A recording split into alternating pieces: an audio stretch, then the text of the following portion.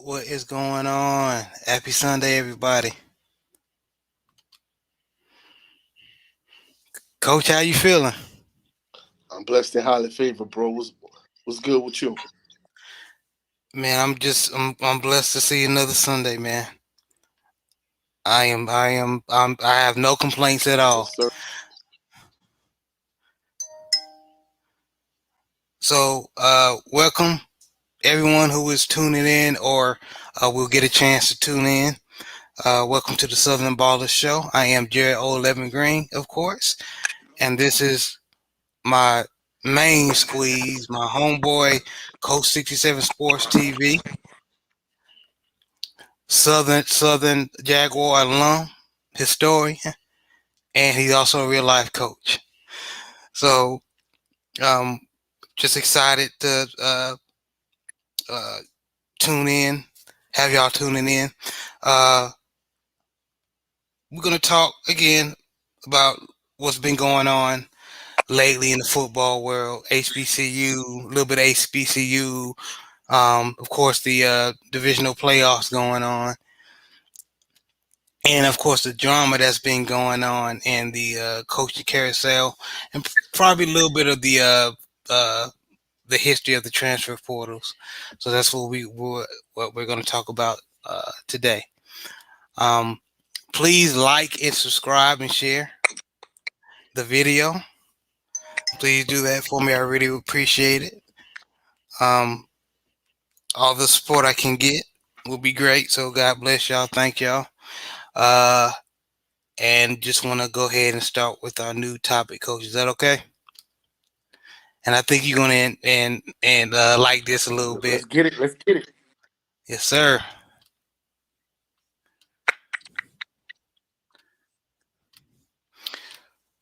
So the question: will Coach Odoms take Bashawn McCray as his quarterback one at North Pole State? That was brought to my attention last week. I did a little bit of research. Uh, Coach Odoms may look into grabbing Bashawn McCray since Bashawn McCray um, says basically Coach Odoms is familiar with Bashawn McCray. Uh, so and you know that Southern system. So you being a Southern Jaguar fanatic coach, of course I'm going to have you give your opinion or your perspective on this.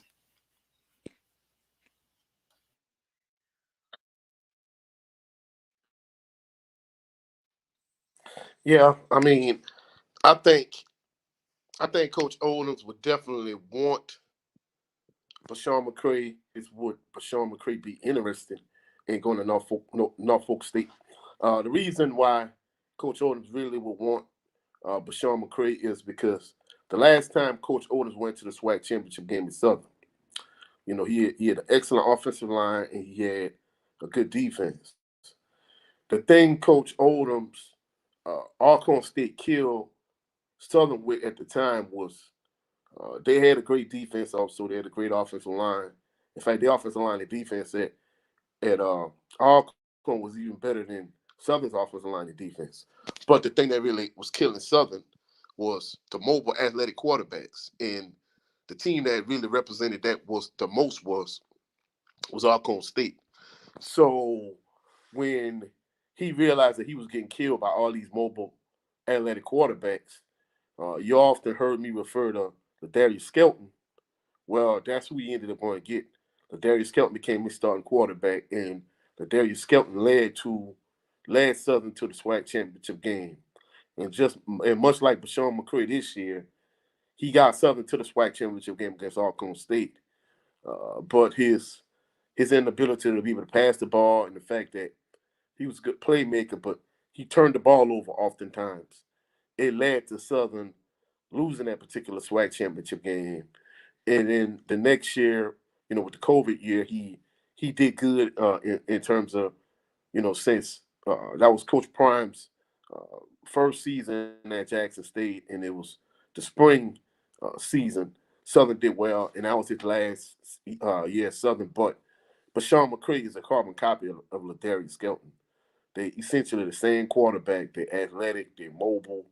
Not great pocket passers. I think Ladarius Skelton was able to make a few more plays than Bashawn McCray. Bashawn McCray, in terms of him passing, he could throw the ball on the field every once in a while, but most of his passes came from the short passing game, whereas Ladarius Skelton, he was able to make a few little short passes, but most of his passing plays, he was more of a vertical passer. But either way the cut go, both of them were limited as passers. So I think Coach Odoms would want Bashawn McCray. And I think Jay Good made an excellent point last week. I think uh, Coach Odoms would want Bashawn McCray, but the question is, would Bashawn McCray want to go to Norfolk State to be their starting quarterback? But I think he would take it. I have to And I think agree. that would be. Yes, sir. Go ahead.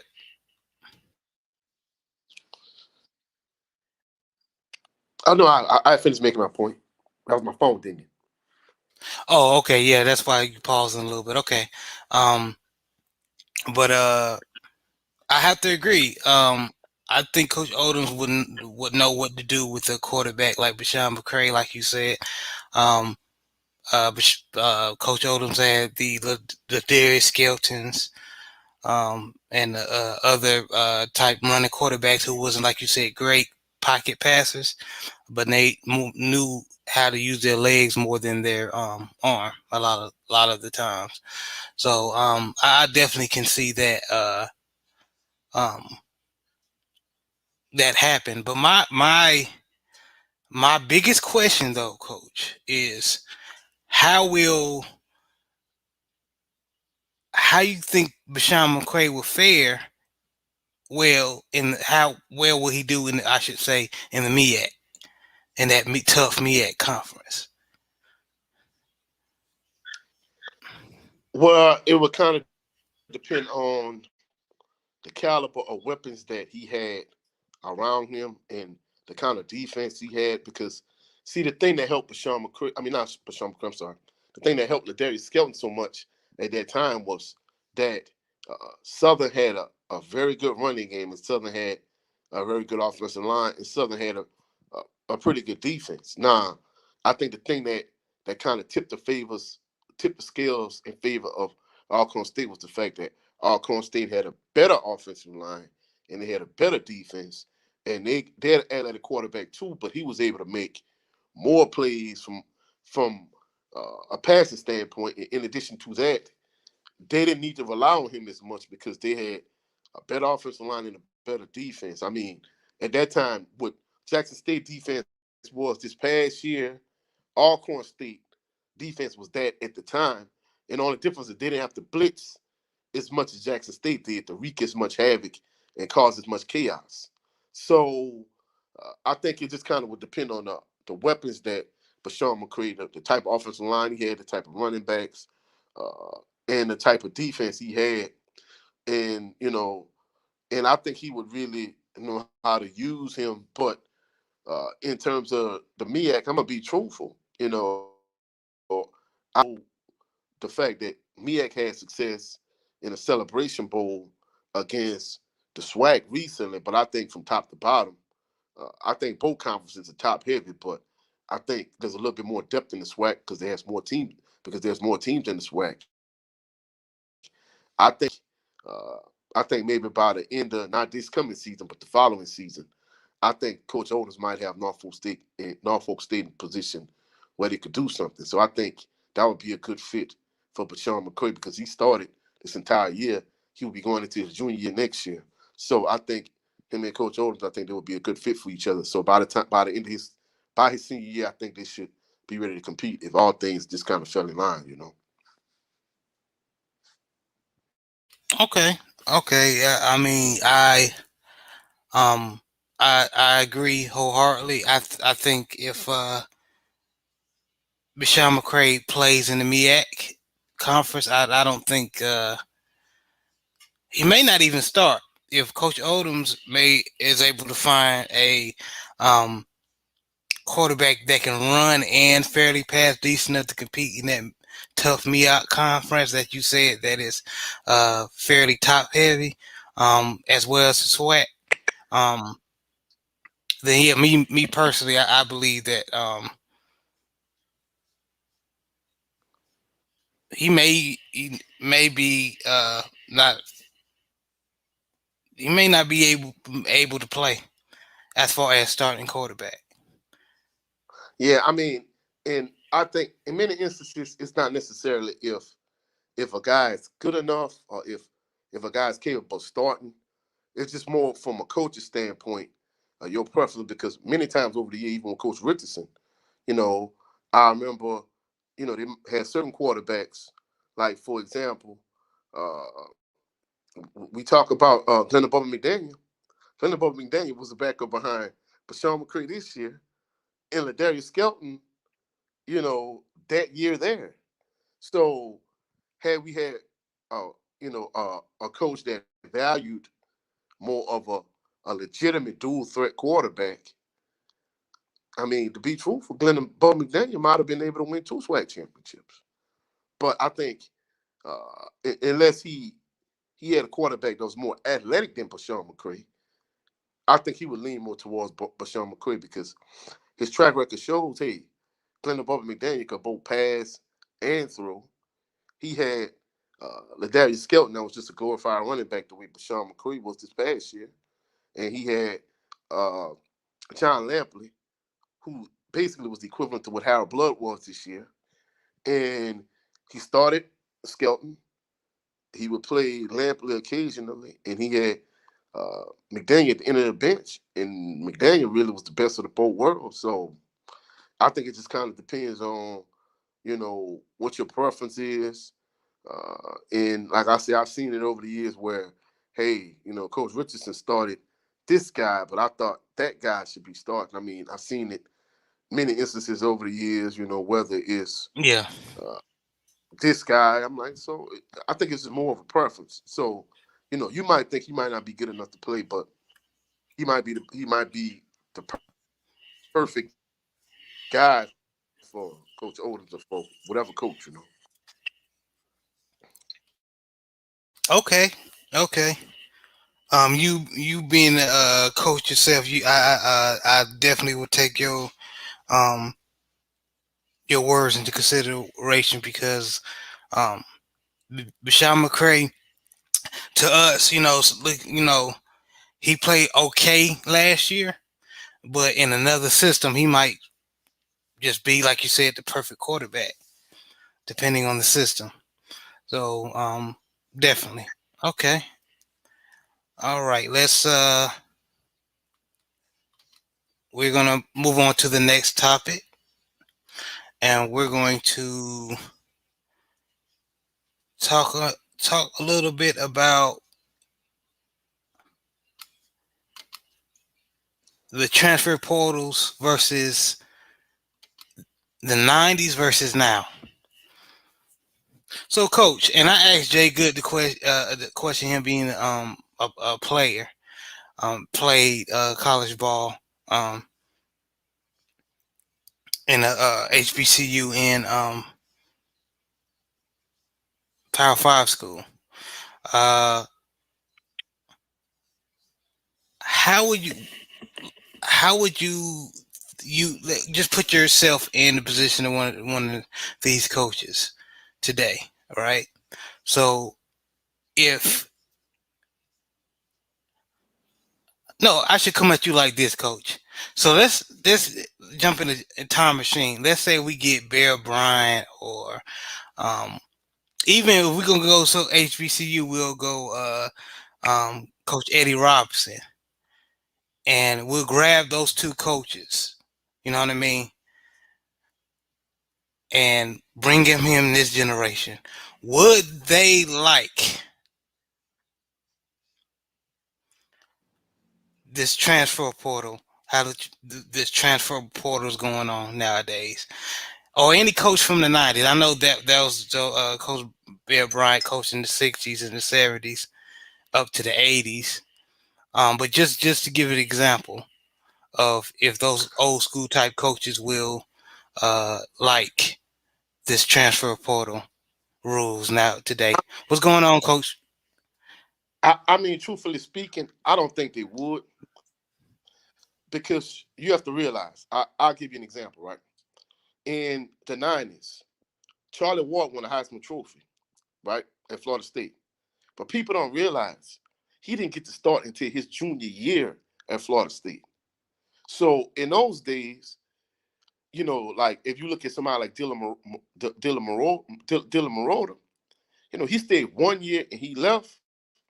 The Howard kid at LSU, he stayed 1 year and he left.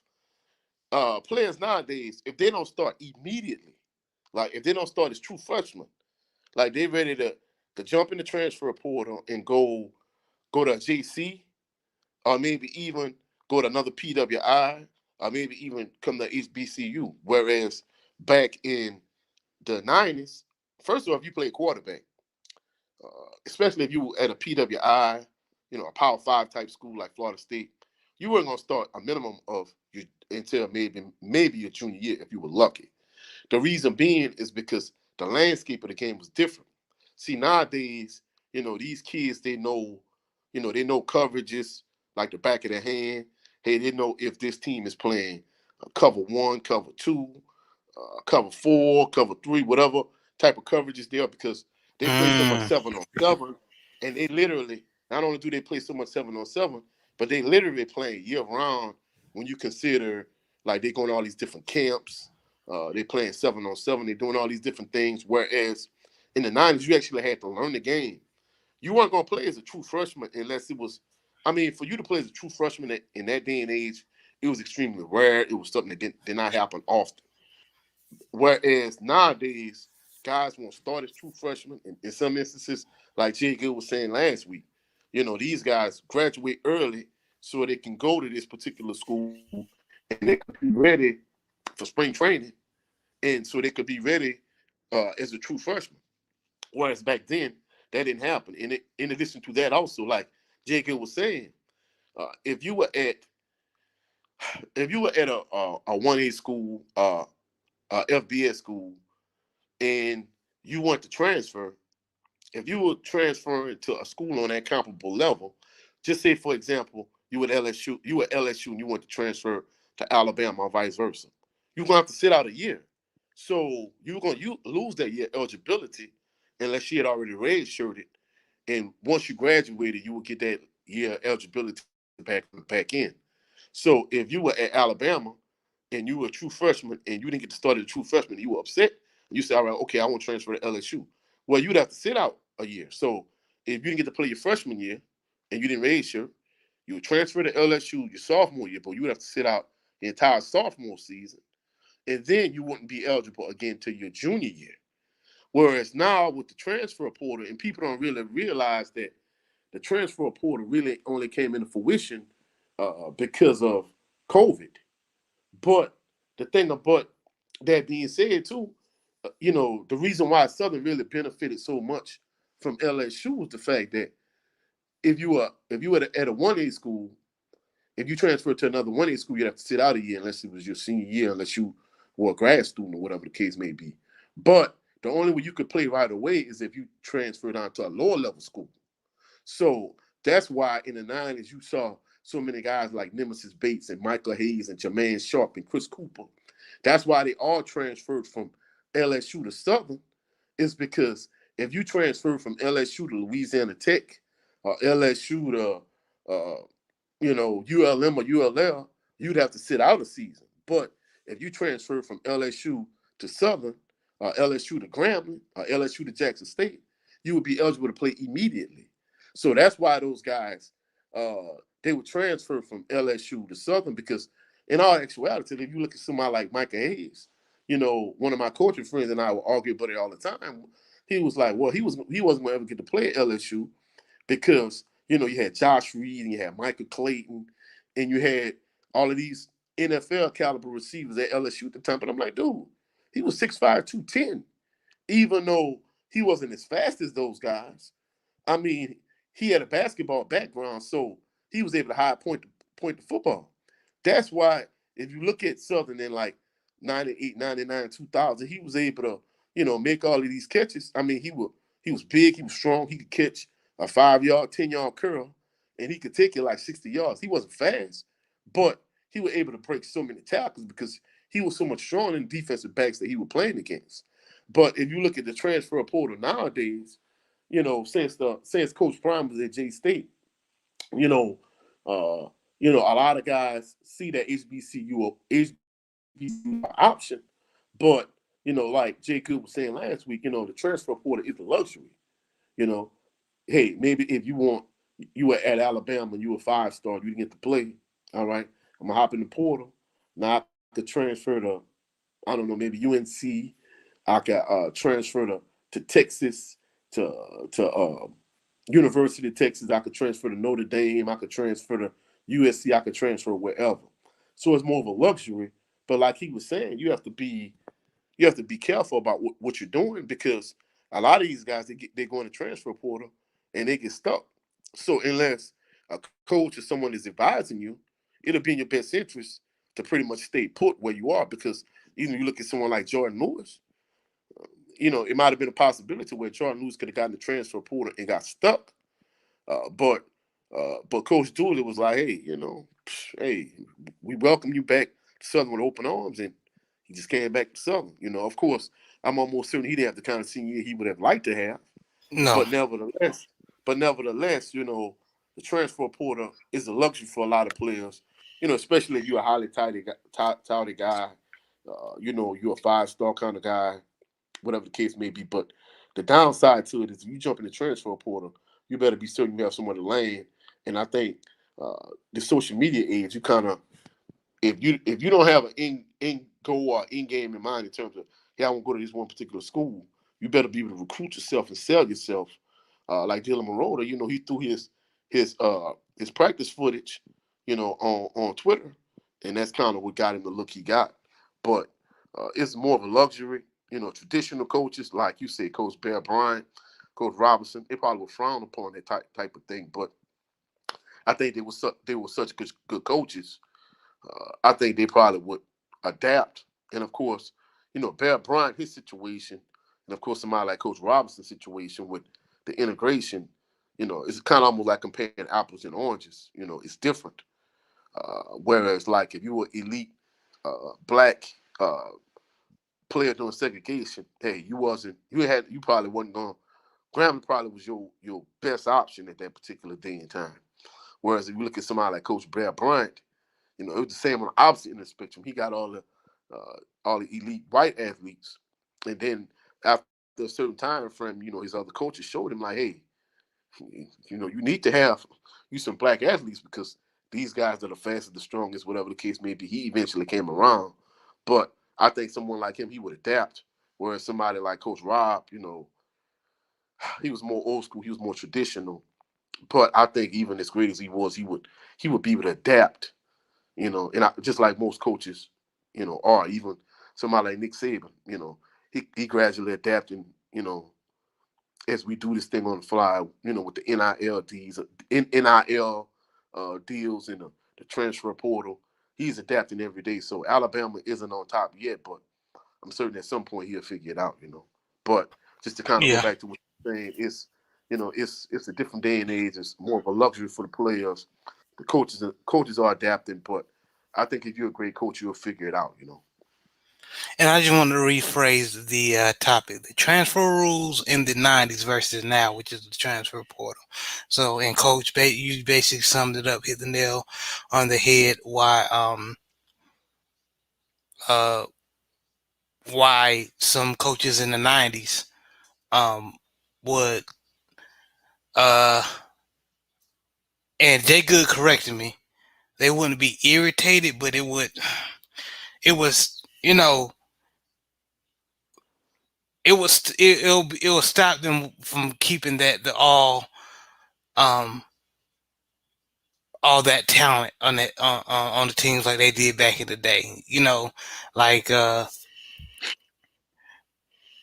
Like a lot of them teams back in the '90s, they will have like a whole bunch of 5 stars or 4 stars, um, just in the running back, just on the running back depth chart. Now, uh, same thing is happening, but if a couple of you might next year you might lose a couple of those 4 stars or even 5 stars if they wanting to play somewhere else or wanting to start.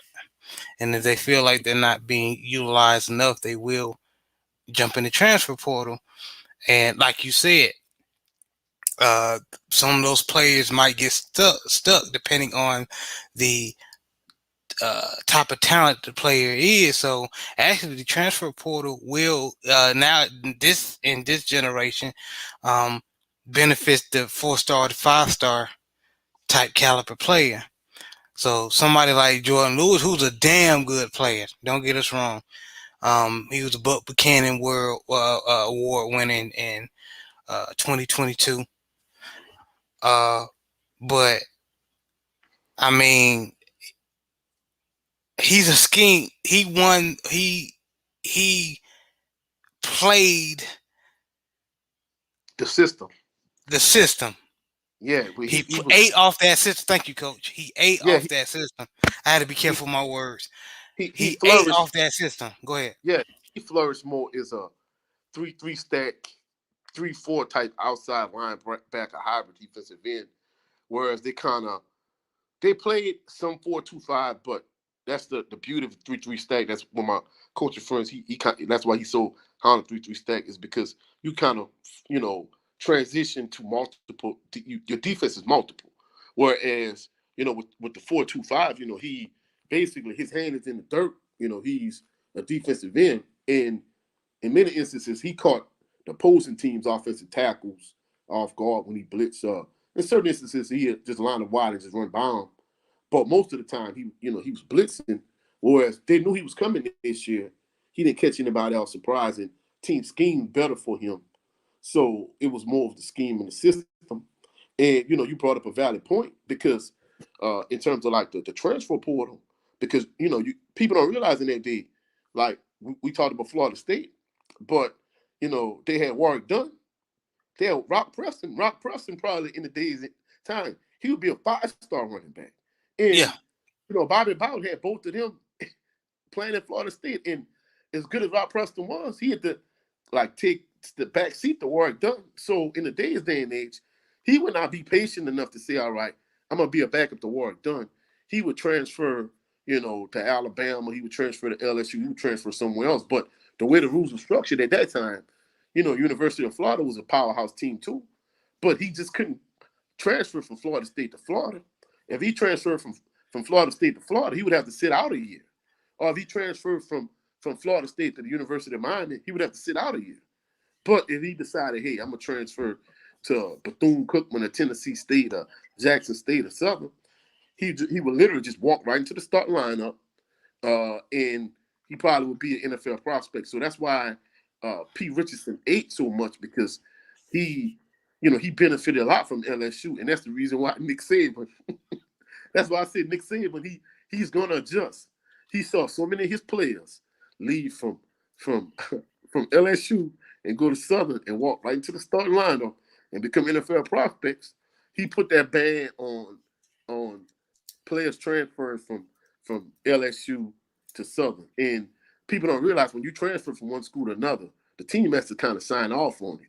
So, at that point, he put the block. And of course, when they finally did lift it, uh, probably about 5 years ago, maybe. By that point, the landscape had changed so much, and that's the crazy thing about it. Before the transfer portal, guys, and just say the guys in the late '90s like Mike Hayes and Jermaine Sharp and those type of guys, they would transfer from LSU to Southern. Whereas, maybe about 5 to 10 years ago, guys would transfer from LSU to like Auburn or LSU to another SEC school. And even if they didn't want to go to another SEC school, they would transfer from LSU. They would go to a JC, and they would go to sit in JC one year. Then they would go to school they would want to. Whereas with the transfer portal, it's kind of like a similar thing where you can pretty much go wherever you want now. But like you said, it benefits more the 4 or 5 star kind of guy. They really don't have to recruit themselves. But if you somebody like a Bashawn McCray, whoever, Dylan Monroe, whoever, you have to be able to sell yourself. And that's where if you don't have that kind of hustle, I'm gonna put out my practice footage. I'm gonna shop myself to these different teams. If you're not that guy, it'll probably be in your best interest just to stay where you are. Yeah, I definitely agree, and I'm just gonna make some shout outs in the chat. Uh, what's going on, Mr. Shelton? I appreciate you for tuning in. Uh, Brent Fox, love you, brother. Thanks for coming in. Salute, Coach 67, my brother Gerald Old Evergreen, LDBC family in the chat. Jay Barr, thank you for stopping by. Salute, panel and chat. Appreciate y'all. Love all y'all. Thank y'all. I got a question for you. If you take the 2001 Miami Hurricanes, which are considered one of the greatest college football teams ever assembled, and you take that ball club and bring them, take a time machine and bring them in this generation, are all those players staying? Is Clinton Portis staying on the roster? Is Jarrett Payton, which was Walter Payton's son, staying on the roster? Is Antrell Rowe staying on that squad? What you think, Coach? Is Willis McGahee staying? Najee Davenport? Are all those players staying in this generation? I mean, truthfully speaking, if you Kellen Winslow the second, are you gonna sit behind Jeremy Shockey knowing that you could My leave point the exactly. knowing that you could leave the U and you could go play for Nick Saban at Alabama, or you could go to Clemson, you could go to Notre Dame, or you go to TCU, you go to wherever. More than likely not. Clinton Portis might be the man. You know, with all I mean, and you left out Frank Gore. Frank Gore didn't even get to play behind those guys. You know what I'm Yeah, saying? Frank Gore was like a freshman. Yep. Yeah. So I mean, uh, you know, you got guys that would that was literally like all world type guys. Because in the comparison I made, of course, that '01, honestly, that's probably like the greatest college football team to me ever. Yeah, But me too. Top to bottom. but even if we made the comparison with Warrington and Rock Preston, in the day and age, all of those guys not staying, even like a Rock Preston. Man, Rock Preston would love Florida State. Even as good a recruiter, as good a coach as Bobby Bowden was, man, nowadays these guys are not staying put. And like I said, the Jeremy Shockey, Kellen Winslow, that's probably the best example. I mean, Jeremy Shockey was great, Kellen Winslow was great, and you got to realize that in that day and age, it was more seniority too. That's why you might have, you know, somebody like we say Jeremy Shockey. He was there already. He gonna start over, even though him and Kellen Winslow both great talents. He had earned his stripes, whereas Kellen Winslow just was getting there. Whoever in a running back, whoever been there the longest, that guy probably was gonna end up starting. You had Andre Johnson. You know, I mean, you had Warren. I mean, you had guys. That team just was so loaded, and they probably went maybe about five deep at every position. In the day and age, a lot of those guys they would not stay. They would go elsewhere because with the landscape being what it is, you know, Kellen Winslow II was highly recruited. And his daddy being a great NFL tight end. So in that particular instance, man, those guys would not stay put. I'm not. Some of them would, you know, but And then you had Sean Taylor, a freshman, on that team. yeah, Sean Taylor was on that team. Yep. Yeah, Sean Taylor was on that team. I mean, you just was loaded. You know what I'm saying? You had Jonathan Bilmer. So Then DJ Williams. yeah, I mean, they just were loaded across the board. So many of those guys that was the backup on that team, they probably all those running backs were not fit. No way. So Porter will start. You probably gonna lose a couple of them backs. And today's day and age, of course, it's different than it was back then. If you look at Florida State in like '93, they found a way where even though Rock Preston wasn't a feature back, Mark Jones was a feature back, but Davies got him carries. We talked about Southern last week. Just kind of go to show you how timing is everything. At one point, Southern had Melvin Williams Jr., they had Jermaine Sharp, and then Lionel Nicholas. But when it was just Melvin Williams Jr. and Lionel Nicholas, Lionel Nicholas, I knew he was a starting punter, but he didn't get to play a running back like talking about. Like, you mean to tell me Pete Richardson couldn't incorporate him into the offense? Whereas you got a speed back and a power back, they kind of feed off each other. No, Melvin Williams Jr. He got all the touches, and they ran the Florida State offense, so they would go from the eye to the shotgun and shotgun to the eye.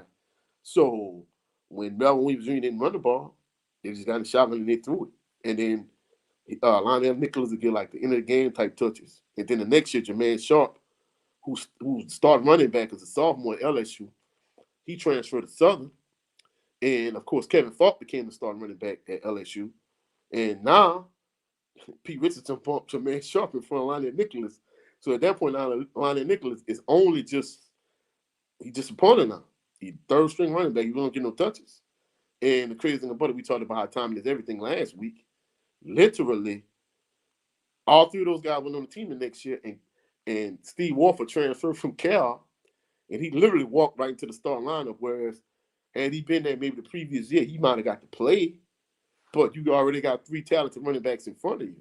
Whereas in today's day and age, all these guys, they would not stay put. You know, if you got a loaded running back room, a lot of those guys will move around. So it's just a different day and age with the transfer portal. Like Jay Good said, it's a luxury. I mean, it's a luxury for the 4 and 5 star guys. Whereas if you are lesser known talent, you would have to recruit yourself. You would have to be able to sell yourself, and you got to come up with innovative ways to really get eyes on you, like the way Dylan Maroda put his practice footage on Twitter. That was pretty ingenious on his part. Yeah, it was. He definitely had to put himself out there so he can be scouted. So yeah, man, it's this topic is very interesting because we think about all them talented teams in the '90s, from Joe Paterno at Penn State, or the Notre Dame squads, and of course we just talked about the 2001 Miami Hurricanes, but a lot of the 1990 time frame Miami Hurricanes, a lot of them wouldn't have stayed either, um, because of the talent. So if all those teams had that rule, that just transfer portal rule as we do now, I agree, Coach. A lot of them wouldn't have stayed put especially if they get a chance to start uh, at another Power Five program and show what they can do. Maybe even get a chance to be drafted more higher in the NFL draft. So very good perspective, Coach.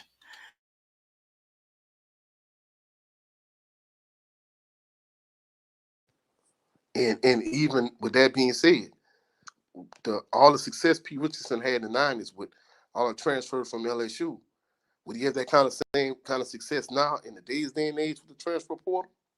So he benefited from the rules in that time. Would he be able to benefit now? So that's another thing we got to think about. So Absolutely, absolutely. Moving on to the next topic. You guys see it down there. Roquan Smith, which is linebacker, former Chicago Bears linebacker, All Pro linebacker, who got traded to the Baltimore Ravens. Um, First couple of weeks on the squad, got paid a 100 mil contract, but Lamar still doesn't have his contract negotiations situated. So, Coach, my question to you is, um, it's all over all sports centers, all the sporting worlds, all the sports shows, right? Some people say because this didn't help, of course. But do you think because of the example of like this, is Lamar going to stay? Did the Ravens just show Lamar Jackson that, yeah, we paid defensive player who was pretty good. But anybody know anything about the Baltimore Ravens? They mainly favored the defensive side of the ball.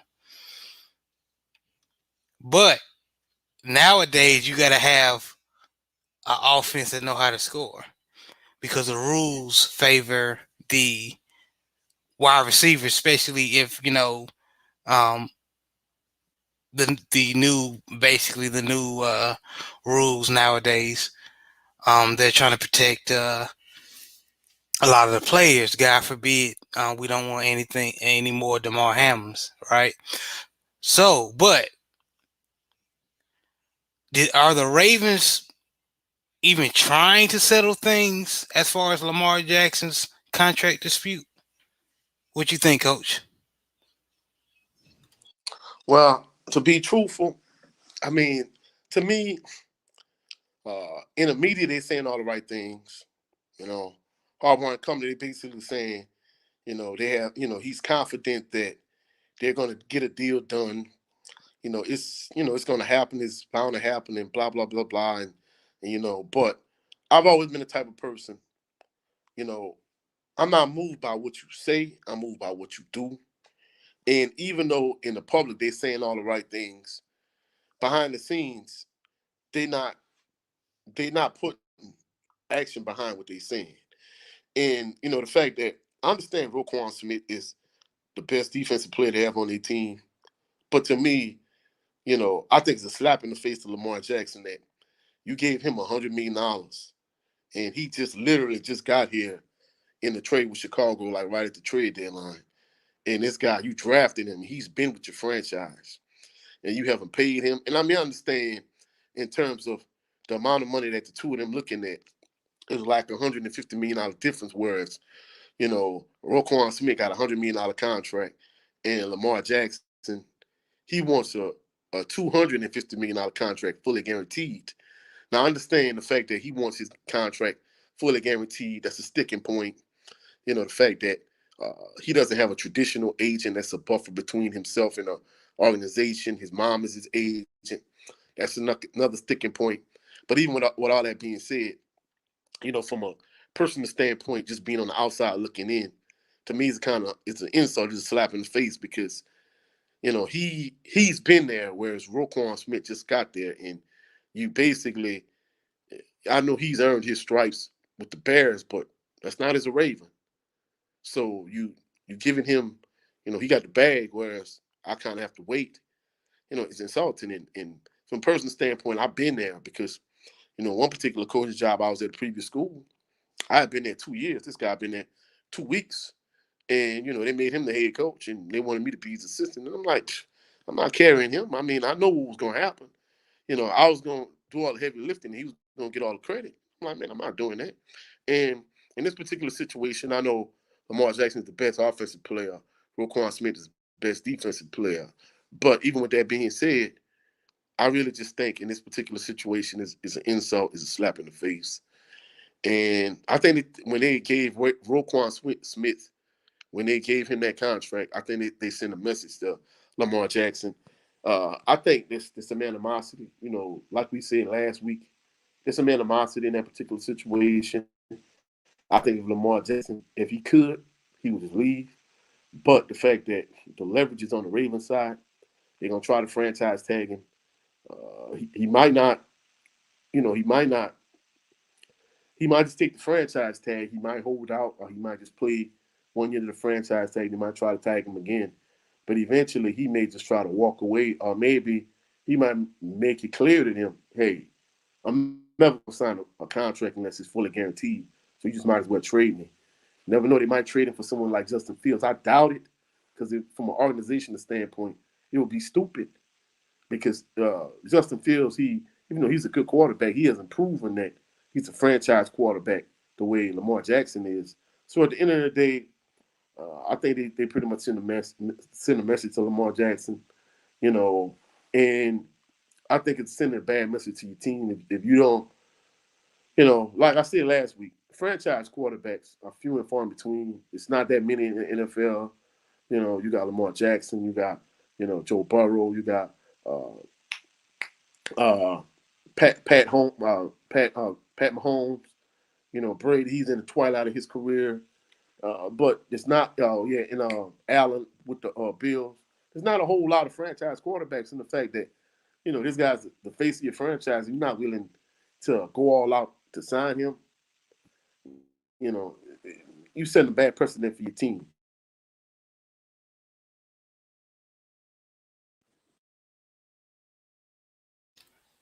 So I you agree. setting a bad precedent for your team, and they just need to just pay that man. Oh Lord, Picasso coming here spamming my chat with the Cowboys.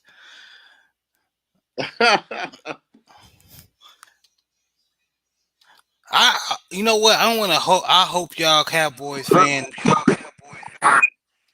I'm sorry, a little static, guys. I'm sorry. I really hope y'all do win the Super Bowl this year, so y'all can be quiet.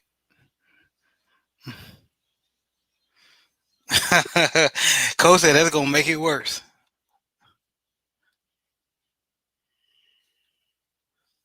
I don't like Super Picasso Bowl. talking about Cowboys virus.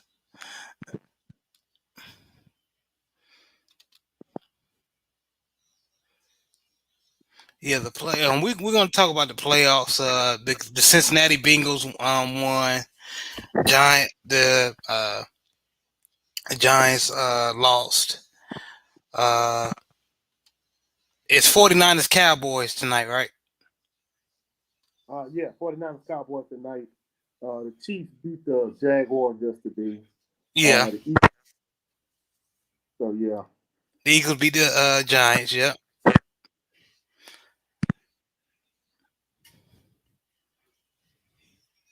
it's gonna be interesting. But just going back to the topic. Yeah, I watched the me. Me being a Baltimore Ravens fan.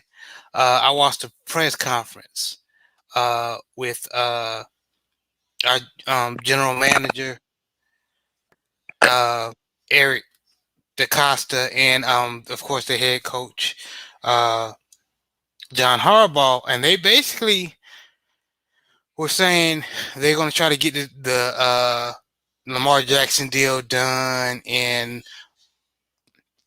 but one of the biggest things that I think may um I'm not saying it will happen, but may save uh Lamar chance of staying here is we got rid of our offensive coordinator Greg Roman, which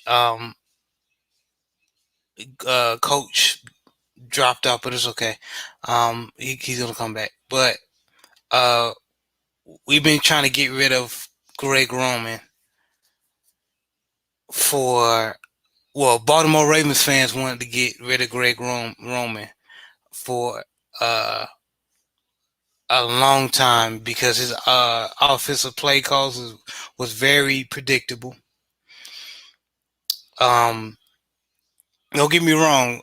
His first couple of years here, we were able to be the number one running as far as running game uh, offense in the league, but our passing game suffered bad.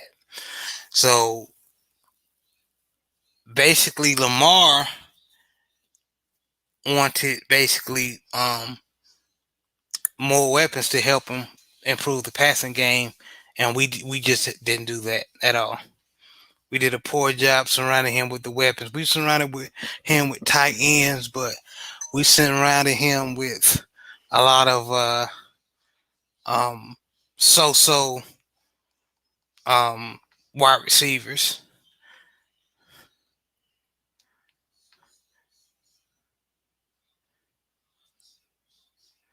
Yeah, Picasso, y'all gotta. We just gotta get by the 49ers quarterback.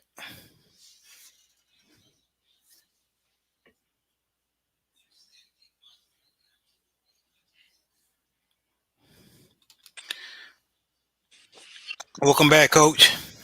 Good to be back, bro. But so basically, you broke down from a Ravens fan standpoint what you think would keep Lamar Jackson in a Baltimore Raven, pretty much, right? Yeah, so we got rid of Greg Roman, which anybody know who Greg Roman. The any Yeah. if you Picasso, um, no, I'm sorry, I about to say Picasso. Picasso is a Cowboys fan, but anybody who is 49ers fan or Buffalo Bill fan will tell you Greg Roman is good for only one thing, and that's running the ball. And once defenses shut that down, uh-oh. So we did not do a great job providing Lamar with um great good great offensive linemen to protect him efficiently, and of course, which, and I'm not just gonna put this on Greg Roman. This has been the history of the Baltimore Ravens since we was created. Um, since uh they was overnight they was brought over here from Cleveland. But About yeah, yeah. Uh we never was able to groom a wide receiver that we drafted. I'm not talking about getting one from free agency. Um but we were never able to draft a wide receiver and make him a star. That's our only. The closest we ever done that was um we had a chance to do it with Marquise Brown and Torrey Smith, and we fell short. So yeah, we need to get him some weapons, man. Like, just we need to get him stud wide receivers around him. Not no. I like Marquise Hollywood Brown, but he a little speedster. But we don't need little speed. Well, we need speed, but we need like an Anquan Bolden type, or coach. You know what I mean? You being a Saints Michael fan, that's Michael Thomas. There you go, a Michael Thomas type Thomas. wide receiver that's healthy, that stay healthy. I had to throw that in there because Michael Thomas is a dog, but he's been bitten by the injury bug a lot, Very prone. very. But that is don't get me wrong. If Lamar decides to leave and another team gives him the contract that he wants and he decides to bite, then I wish him all the luck. But I'm just is it we if that ever happens, as far as quarterback wise, we're going to suffer. And I think I think we need to do everything in our power to keep him to stay, because he's, as far as in the quarterback um quarterback wise, we never had anything like him. Yeah, I understand. But 25 teams would want him. I can tell you that much. Yeah, yeah, yeah. But we'll see, right? We'll definitely see. But yeah, that Roquan, unless we're gonna give Roquan Smith that amount of money and we're gonna trade one of our big stars to make room for Cap, other than Lamar. I'm talking about in the aspect of keeping Lamar. if, I if doubt it. we, I, the same thing my brother said. We he doubted, but that's the only thing I can think of. It's not looking good though for the people, for the Baltimore Ravens fans who want to keep Lamar in Baltimore. It's definitely not looking good.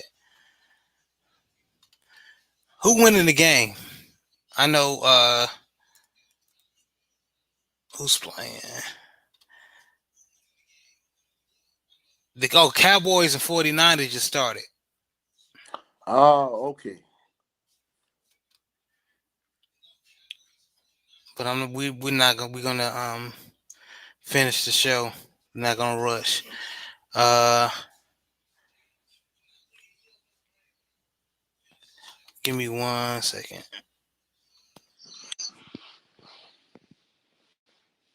Yeah, because I saw on Instagram a Cowboys fan bet $20 on the Cowboys over the 49ers. I'm like, whoa. Oh yeah, they go hard for theirs. Man, Picasso would hey, tell you I'm not it betting definitely $2 million. go hard for theirs. Hey, I love the Saints. If I had $2 million cash, I'm not putting $2 million cash on the Saints winning. And speaking of Lamar, I want to move on to this topic. Um, so you remember that Lamar was hurt during the time we found out we were going into we made it to the playoffs, and we were going to that first playoff game, first round playoff game with the Cincinnati Bengals. So everybody Mm-hmm. was saying, and we covered it a little bit of it yesterday with Jay Good, last show. But of course, the video that I showed everybody on that show, Sean Payton was one of the ones that said he needs to at least try to play, be out there, or be out there to support his team. My thing is how y'all football coaches and players, and y'all forgot that if you hurt, you're not technically you don't have to travel. And plus, in certain But the thing in about it, respect, go ahead, go ahead, coach. his history, with the bounty gate situation, and he's not in a position to tell Lamar Jackson what to do. Exactly. So thank you, coach. So while and that's the name of this next topic. While in the middle of the past year's bounty gate in New Orleans, Sean Payton is telling Lamar Jackson to play in the playoffs.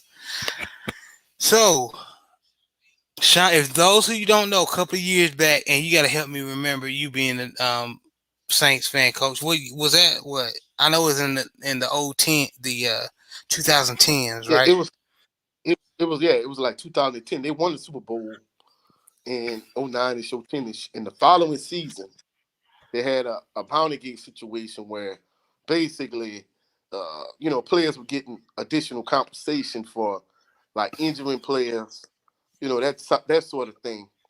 The thing about it was, many people felt like he he really didn't have full knowledge, and he didn't tell players to do this. He didn't instruct them to do it. However, just like some of these coaches, like just say for example, Coach O at LSU. Part of the reason why he got fired, besides them losing, was the fact that you know you got all of these things going on at LSU. It's a lack of institutional control. The same thing with Urban Meyer at the University of Florida. You got players going crazy doing all of these silly things, even though you're not aware of 100% of what's going on. You the head coach. You're supposed to have control of the situation. It's a Same lack of thing with institutional the control. same thing. And I mean to cut you off. I just want to add the same thing with the Joe Paterno and the Sandusky situation when he was Sandusky, yes, sir. molesting the kids, and that was happening under Joe Paterno. He may not, like you said, he may not know what was going on, but it still is not a good look at all because it was happening under Yeah. your watch. Well, let's sugarcoat it a little bit. We was gonna say inappropriate touching, because YouTube with their guidelines, they could be Oh yes, tricky yes, yes. on the Thank you. word. Yeah, but anyway, even with that being said, is a from a coaching standpoint, it looks like a lack of institutional control. Yeah, On the college level and on the NFL level, it's basically you don't have control of your franchise. You're the captain of the ship. And when the NFL, when they basically he was out for the whole year because of that. Hey, he shut up. He didn't give any pushback. He just took his punishment, and that was the end of it. And based on your history, because I think as human beings, we all hypocrites to a certain degree, because we all have a past, we all have things we've done. None of us are perfect. However, in this particular situation, with him being as injured as he was, based on your track record being the head coach of the Saints, you would have sense that would try to intentionally go out and target Lamar Jackson had he played in the game. So, like in the situation you in, bro, just shut up. I mean, he's gonna always side with the owner and with the franchise and that type of thing. So that's what made me think, when we saw him, hey, saying, he was in agreement with Michael Vick and everybody else on the panel. But it's like based on your track record and everything you went through with the Saints, especially the Bounty Gate situation, like you're not in a position to tell this kid to go out there and further injure himself. And I talked about it last week with Isaiah Thomas, not Isaiah Thomas that played for the Pistons, however, Isaiah Thomas that played for the Celtics. Him, keep fighting through the hip injury that he had and pushing through and carrying the Celtics team on his back. It pretty much he cost himself millions and millions and millions of dollars because he fought through all of those injuries and he kept playing when he should have rested. So one, he ended his prime years of basketball. That was like the best year he had. And had he just rested up and came back the next year, he would have been good to go. But his contract, he was at the end of that year. And Danny Ainge didn't pay him. All they ended up doing was, just trade him to the Cavaliers. So, but more than anything, him putting himself in a vulnerable situation. Just say he played against the Saints in, 2009, 2010. Man, they would have got after Lamar Jackson. So he's not in a position to tell this kid to go play, especially when he got $250 million riding on his health and his safety. So And wasn't Rob? Mm,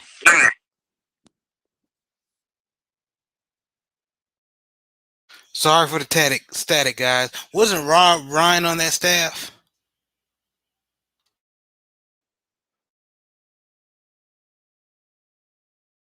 he ended up coming a couple years later.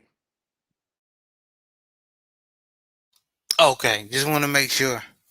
Yeah, but yeah, like you said, he's the last person to. Like you said, he just needs to shut up. He's the last person to say anything. Period. Point blank. Period. I agree with you wholeheartedly, Coach. But moving on to the next topic. Uh,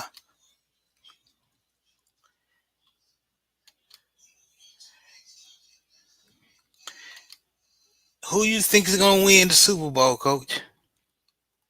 Just I know it's we okay. Let's see. So we got Cincinnati, and then is it going to either be the Cowboys and it's either going to be the Cowboys and 49ers playing the Eagles, and we already got the Cheese, and then we already know it's the Cheese going to be the Cheese versus the uh, Bills. Excuse me, the Bengals. So who you think is going has a good chance winning the Super Bowl in your opinion? Um, my pick at this point, I say the Chiefs. Uh, I mean, I know Pat Mahomes is in their full strength, but based on his pedigree and what he's been able to do, uh, I mean, I think he's going to be.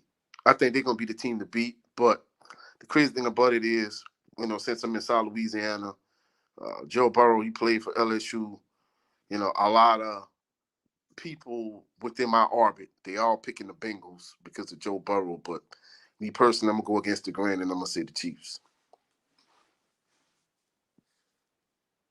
I'm gonna go ahead and pick the Eagles.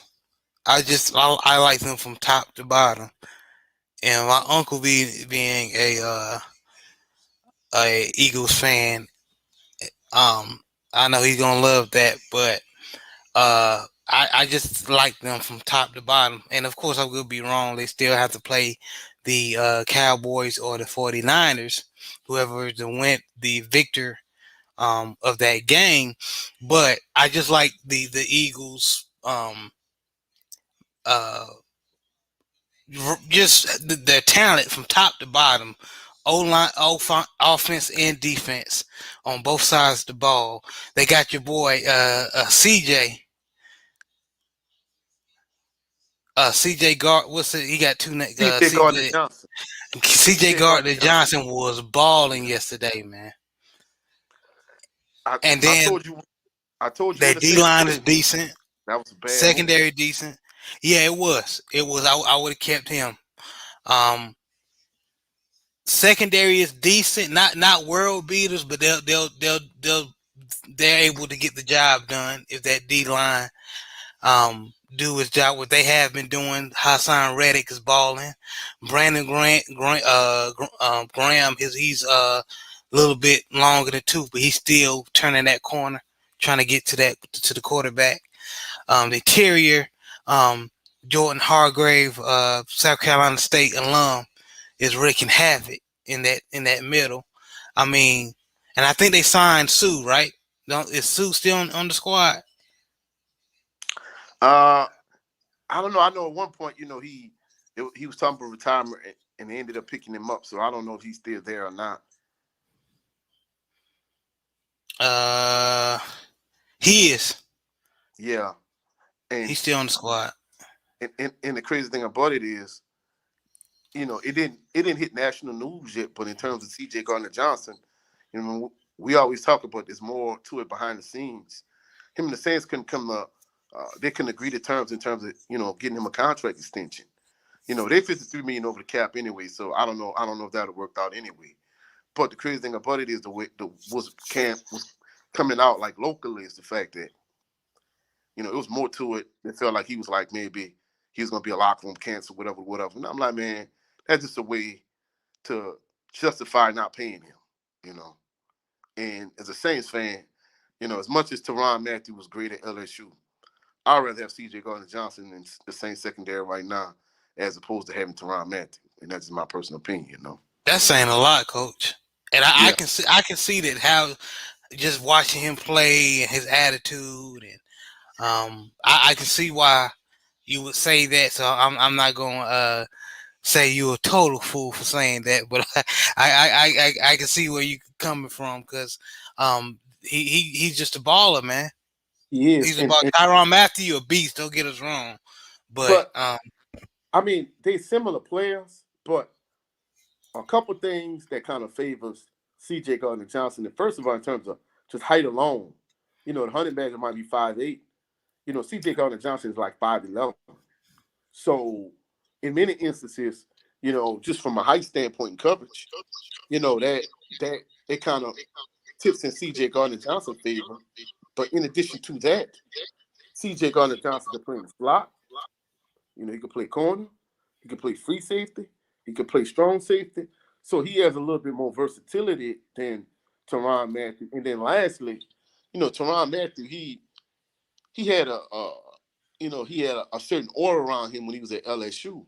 But that same aura that Tyrann Mathieu had at LSU, C.J. Gardner Johnson had with the Saints. I mean, really, the leader of that secondary, even though you got guys like Lattimore that's been there, C.J. mhm. Gardner Johnson, he gave the Saints defense just a certain swag that since his departure they don't have anymore. And I mean, don't get me wrong, I know they had a lot of injuries on the defensive side of the ball, but losing him, it played, a major role into it. And even if you look in the last few years in training camp, he always have this little training camp scuffle or issue. He's an irritant, but you like him as long as he's on your team. If he's on the opposing team, you can't stand it. And so I don't know if you ever saw the footage when they played against the Bears where the wide receiver just was punching him and they ended up fighting. And then Jack Rabbit came in. I think who Jack Rabbit played for the Titans now.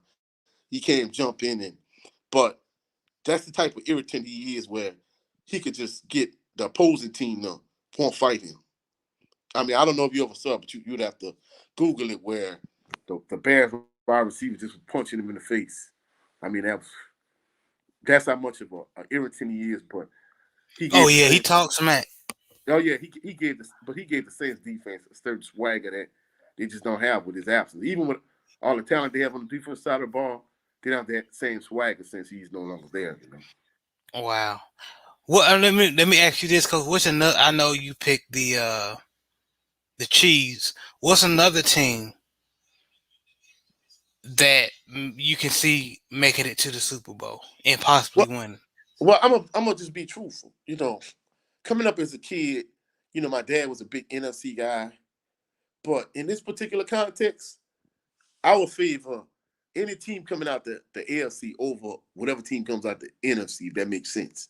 So if it wasn't the Chiefs, I say it's the Bengals. I figure whoever comes out the AFC, I would favor in the Super Bowl, whether it's the 49ers, the Cowboys, or the Eagles. I would favor whoever come out the AFC, whoever over whoever comes out the NFC, if that makes sense. I usually this year I would agree with you, but I think that the NFC got a little cheek. One of the NFC teams, which I'm about to tell you the team that I picked, I chose the Eagles, but my second team is the 49ers. Let me tell you why. That Mr. CMC, Christian McCaffrey, he's like a little cheat code. He's like the wide receivers not getting open. Um, I, he's he'll do the job, man. I think he's the piece that the 49ers was smart to attain before the playoff period. And I think they're just gonna I know that the Cowboys and 49ers are playing now. I wouldn't be surprised if the 49ers make it to the Super Bowl and win it. I mean, you think Brock Purdy has enough with him to get over the It's not top? about him being having enough. It's just him doing his part, like Trent Dilfer. All right, all You right. understand what I'm saying? Yeah. Just throw the ball, Christian McCaffrey. Throw the ball to Ayuk. All the Kyle Juice check. Kittle. Get the Debo ball. Samuel. Debo Samuels. How can I forget him? Get the ball to the playmakers. Don't try to show off your arm and everything. Those short or those mid routes that he can um, do real well, pass the ball real well. He needs to keep doing that. He needs to keep doing that. He just needs to play like the coaching staff have him playing right now. I mean, that's Because great. the running game, their running game is with Christian McCaffrey. That running game is something else, man. So those are my two teams. I'm picking. I can see the Eagles making it and winning it, and I can see the 49ers. The reason why I pick usually, I'm Baltimore Ravens. I'm an AFC guy. The reason why I'm picking these two teams from the NFC this year is because I'm not impressed with the Chiefs defense. I'm not impressed. Both. Let me look at this, coach. Both the Chiefs and Bengals got what is their weakness on defense? With What is secondary, that? There you go. And what do any of the NFC teams? What do they have that's oh, been they got balling? weapons. Yeah. And every team got pretty good, damn good defense. Excuse my language, but just giving you the idea of where I'm coming from. Cowboys defense, not bad at all. Um, San Francisco top five defense. Eagles top five defense. So if the Eagles and the 49ers do their job, let's say they just hypothetically they play it could be either one, the Chiefs or the Bengals. If either of those teams, meaning the Eagles or the 49ers, do their job on the offensive side of the ball, their defense is good enough, can be good enough to hold them off those um well-oiled machines as far as offensive wise. They can hold them off good enough for them to for their offense to score and hopefully take over the game. So that's why I'm picking the NFC to win the Super Bowl this year. I could be I wrong, mean, but and that's crazy. 'Cause I'm on the opposite end of the spectrum. I agree with everything you said, but to me, the fact that those two AFC teams and the Chiefs, they have Pat Mahomes. The Bengals have Juggler Joe Burrow. Both of those are franchise quarterbacks. I mean, I like Dak Prescott. I like Jalen Hurts. Brock Purdy, not so much so. But I mean, I'll take those two quarterbacks over those two quarterbacks in a one game to win situation, even though I know they have better defenses. I mean, having a franchise quarterback is something to be said for that. And you got to realize, I know your Ravens did it, but to do it that way with defense and running game, it's an anomaly. More likely than not, you're going to in this day and age, you got to have a franchise quarterback to get over the hump, But And here's the thing. I'm sorry, I had to mute you, Coach, just for my background noise, so it can't be heard on your end. Um, but here's the thing.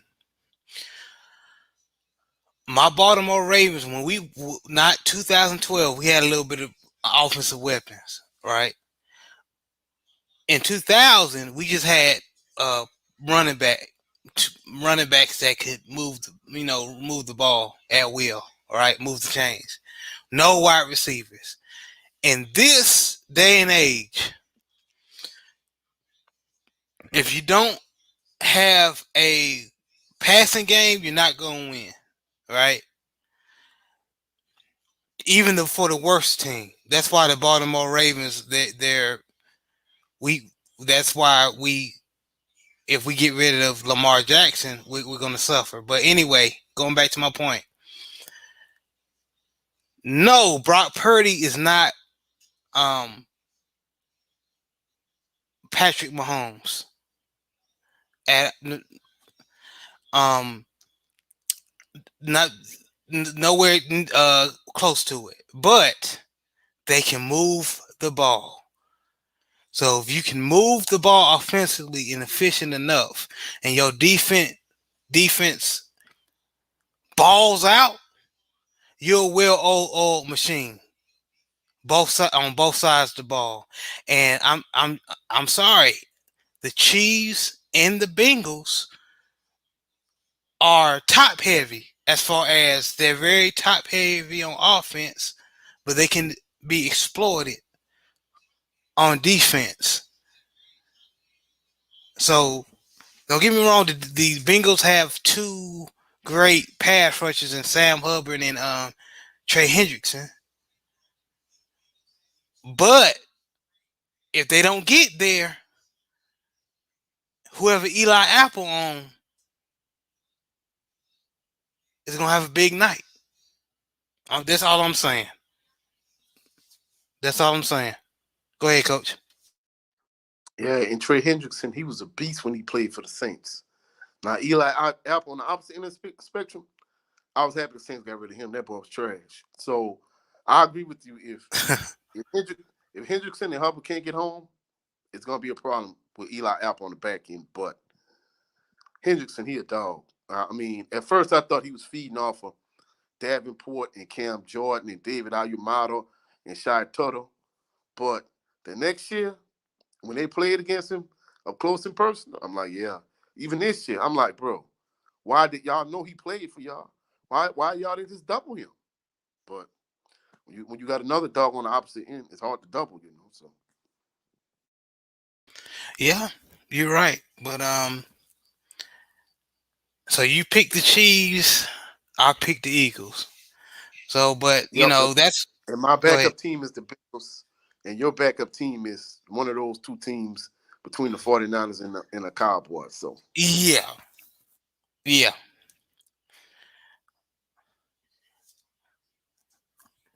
But if the Cowboys just so happen to get past the 49ers, then I'm a the Eagles probably gonna beat the Cowboys. I could be wrong. Close your ears, Picasso. I, But I, I hope I hope the Cowboys lose. Sorry, Picasso, but I don't like the Cowboys. yeah, if the Cowboys, I take that back. What I said, if the Cowboys win the Super Bowl, we ain't gonna hear it. I'm here in Texas, Coach. We gonna hear it all year and then some. LDBC meet and greet is going to be ridiculous if the Cowboys win the Super Bowl. Oh man, I'm telling you. But okay, okay. And this we could be wrong. We could be. I could be far left and out. Outfield. But you know what I mean. I could be wrong because I don't know what. But that's why we do this, right? That's the fun of it. But we'll see. We'll see. Did the Cowboys score? No, it's 6-3 right now. The Cowboys are beating 49 6-3. So yeah, it's a defensive game. Like I said, both of them got the Cowboys. All three of those teams got pretty good defense. The Cowboys, San Francisco, and Eagles got pretty good defense.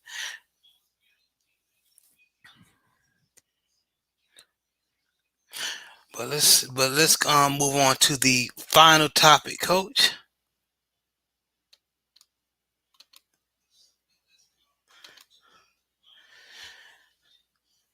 Did Coach Ed Reed not cause himself not getting the head coaching job, or was it politics? I should put not to get, but you get my point, Coach. What do you think? Yeah, I understand what you're saying, and I often have this conversation with coaching, uh, my coaching acquaintances and my coaching friends. I tell them, hey, for me, being where I'm at, in many instances, a lot of these other coaches, it would be interesting to see how they able to deal with the problems and the challenges that I have in my particular school, whereas at their particular school they might have had the same issues that I have. It'll be interesting to see if we could switch roles or switch positions, how things will play out for me and how things will play out for them. And I think the thing with Coach Reed is, certain things. I mean, certain things. First of all, it seems as if he don't have enough patience to do a job at an HBCU.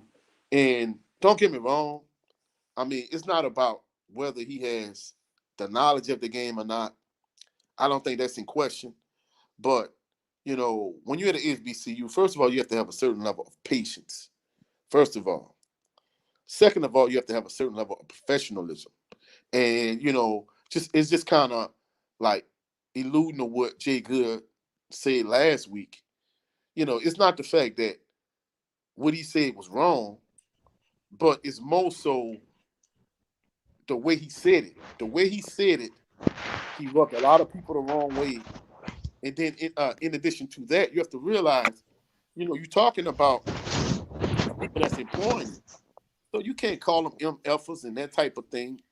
And lastly, the thing he didn't understand is, at HBCUs, a lot of these people that are in these high, lofty positions, like they stuck in their ways. They accustomed to doing things a certain way. And I'll give you an example. When I first started at Southern, like my, first, second year, bro, literally it would take you all day. Now you got to realize you have to go to class and all of these type of things. But I would go and see more gym at like 7 o'clock, 8 o'clock in the morning, and it would literally take you all day for you to put your classes in the computer. You would have to go sit in line, and of course the gym is completely full. You would move a few feet at a time in line, and then often during the course of the day, all the computers would completely shut down, and they might shut down for like 30 minutes, maybe an hour, depending on the circumstance. And you just have to sit there and wait. You would literally go in the gym maybe about 7 o'clock, 8 o'clock that morning, and you literally wouldn't finish until maybe 3, 4, 5 o'clock that evening, just to put your classes in for the next semester. And I had a professor at the time. I don't know if he passed or not, but he was an older guy then. At the time, he worked. Uh, Prior to that, he worked in corporate America, and he worked in chemical plants. And he had a business management class, and he told us that often, like he told his superiors that, hey, this issue we having with pre-registration and financial aid, like, hey, I can resolve this issue for you if I can do X, Y, Z. And guess what?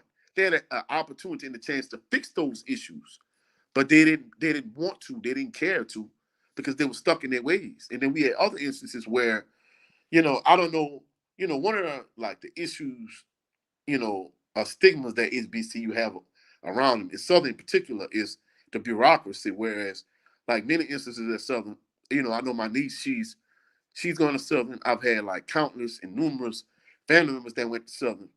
Like if you have an issue, if you have a problem, and you go to person A, and they could resolve it right then and there, but they don't. They send you to person B, then you go to person C, then D, then E, then F. Then person F would turn around and send you to person A, and they would resolve the issue. And I'm thinking to myself, basically, you made me waste like 2 or 3 hours just because you didn't feel like being bothered. Instead of just resolving my problem for the beginning, you send me literally all around campus, and you wasted time out of my day just because you didn't want to be bothered. And that's the mindset in a lot of these HBCUs. And you know, I try to highlight the good parts of Southern and HBCUs in general. But these some of the things, unless you went to HBCU, you really don't understand. And I don't think Ed Reed had the kind of patience to understand this is what you're dealing with.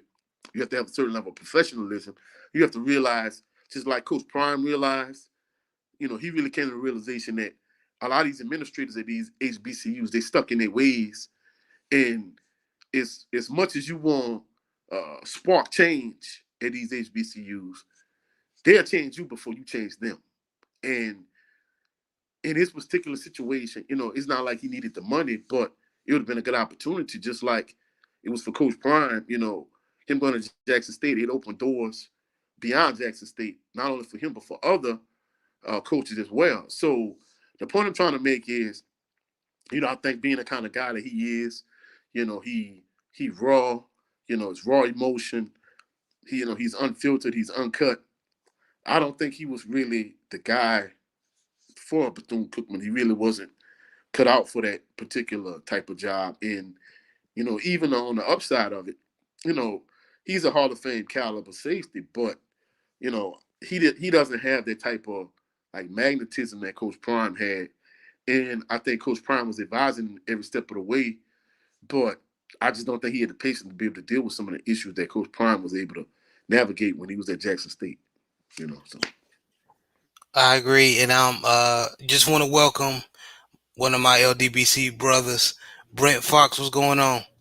salute, Oh bro. man, thank you for having me on the show. I appreciate y'all. No problem, man. You welcome, man. I know you busy out here, man. A lot of times, you always welcome. Like I told Jay Good, man. Yeah, thank you again. I appreciate it. No problem. And what I'm actually gonna do, for both you brothers, is play a video, and I Hmm. wanted to get y'all opinion and perspective on it. It's actually a video from a guy who into FCS sports and football, HBCUs mainly, called the Blue Bloods. Um, uh, Very good YouTube content, and I'm going to play the video. Not gonna play all of it, but just gonna play Ed Reed's rant, and we're gonna get your feedback from there. All right.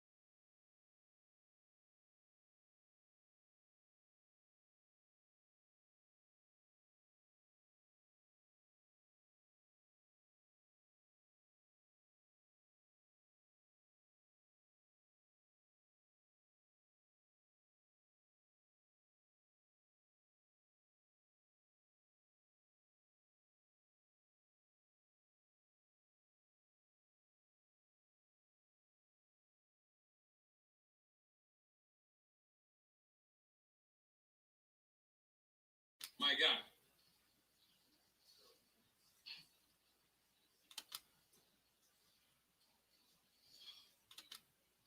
This hurt. This hurt because I know people don't care about these kids like I do. And they should be the ones leaving. Not me. Because I don't want to. Why? Go back a little bit. We have, and this has to change quickly. My vision for change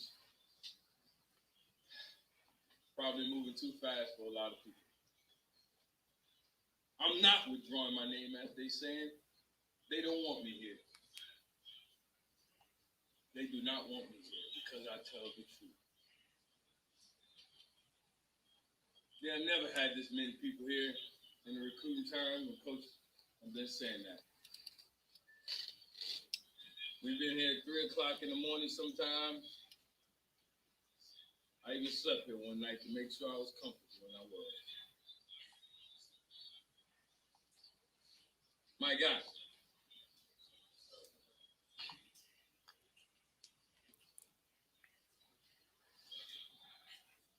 This hurt. This hurt because I know people don't care about these kids like I do. And they should be the ones leaving. Not me. Because I don't want to. Why? Because Jeremy grieves. Who father I looked in the eye. And y'all mothers and fathers who I talked to last night, even though I knew they didn't want me. I took $2,400 out of my pocket and still gave it to the host. To host these young men. Shit, at this point, I'll do it for free. Because I have been for the last 3 weeks. That man have too. He drove to New Orleans. Because he believed in me and my people. And that man right there who flew from California, less than 2 hours he got off the plane, and he was here to see the ramp. He got off the plane, and what we started doing, young man.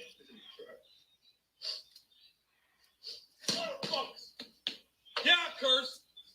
And y'all done heard curse words before. They got parents in here. And no, I don't want to leave. Like I told you, I want all these recruits. But they got some corrupt people in this world, some evil people that don't care about kids like I do. So I want y'all to hear the truth from me. I ain't withdrawing my name. I got the receipts. They got all kinds of stuff going on around here. Hoarding these buildings with nothing but trash in it. You understand me? And Dion was right. And I know I'm right. And they got some people in here who be stitching to their ass. And I work amongst Judas as Jesus walked with him. And I ain't have a problem with it. Because even Jesus prevailed. And what God got for you, no man can take.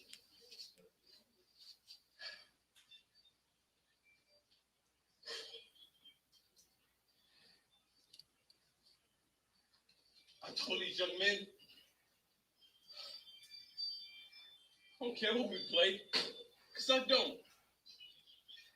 My nephew was transferred here. My nephew right there. They want me to leave my nephew here. Am I lying now? He been getting a bad break at Southern.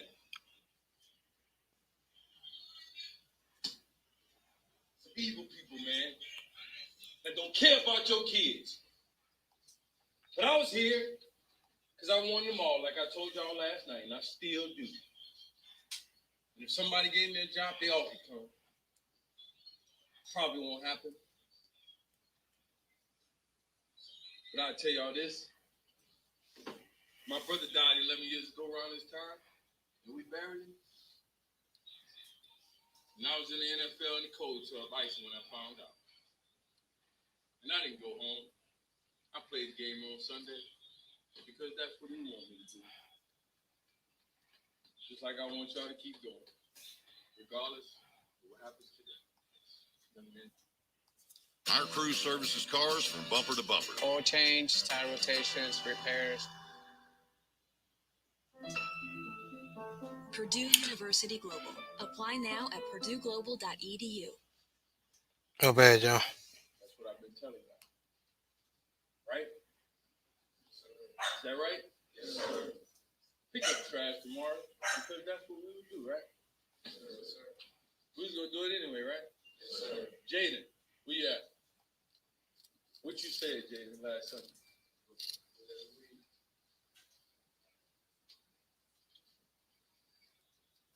I'm not withdrawing my name as Reggie Thea's ass want me to do. He the one, and whoever else with him. You can't be an AD and a head coach. It's impossible. I worked at the University of Miami for 3 years and I saw it. Talk to me. And I know. Yeah, we in there live right You understand? Hang up the phone, now. roll. We in there live right now. Roll! It's prime. Okay, though.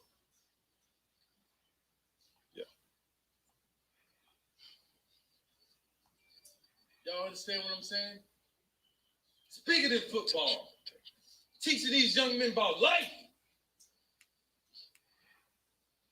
They ain't seen the play yet.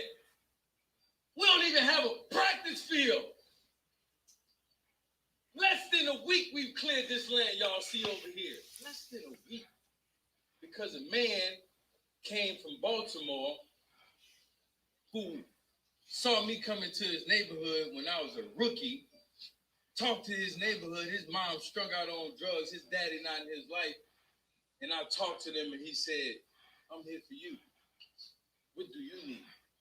I don't want to hear about all the bull. And I talked to him and I took him over there and he meant it. He walked out there, my new best friend. He said, man, you don't even know me. His whole demeanor changed when he got back to me. He said, Ed, you were right. I said, yeah, we cut that little piece of grass and them snakes short. And I ain't talking about the rattlers. Bigger than football, mom and dad. We still have kids showing up today for the recruit weekend. We got kids showing up tomorrow. They told me to cancel it and y'all was getting off the plane. Where they do that at?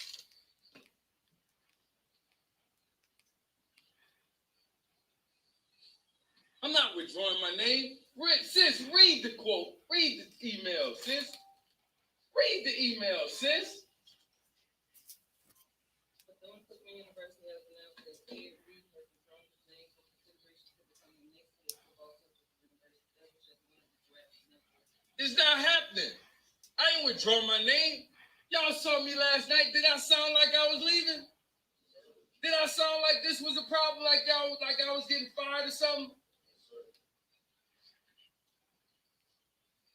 Like y'all got me in here lying to these people, man. And I wasn't lying. I was just telling y'all what was real. Got a 14-year-old son who I had to call this morning. He in Atlanta. He had a game, a banquet. I just missed it. I'm sacrificing my own money for these young men. Just last night to have a good time. And I'm still looking after them. Dante, where you at? Dante Drew, where you at? You lost your wallet, huh? Guess who got it? Your coach. I found it. Ain't that something? Get a young man his wallet and his money and everything in it. Glad you use the protection, too.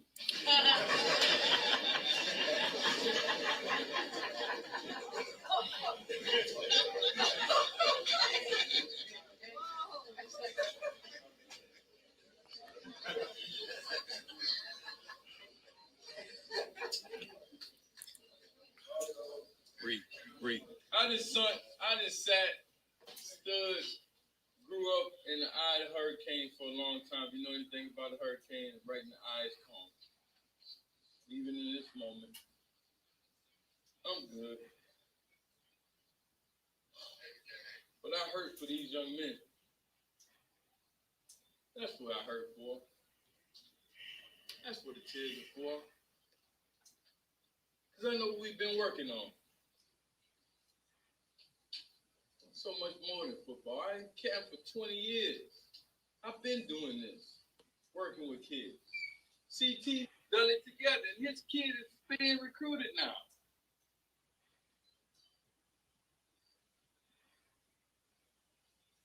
I had to tell y'all all together.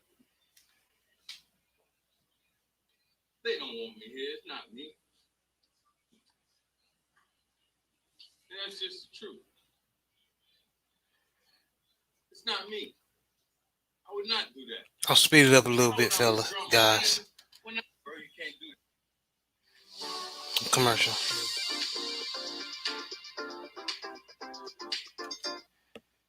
Can't do that. Man, get off my phone. You with them.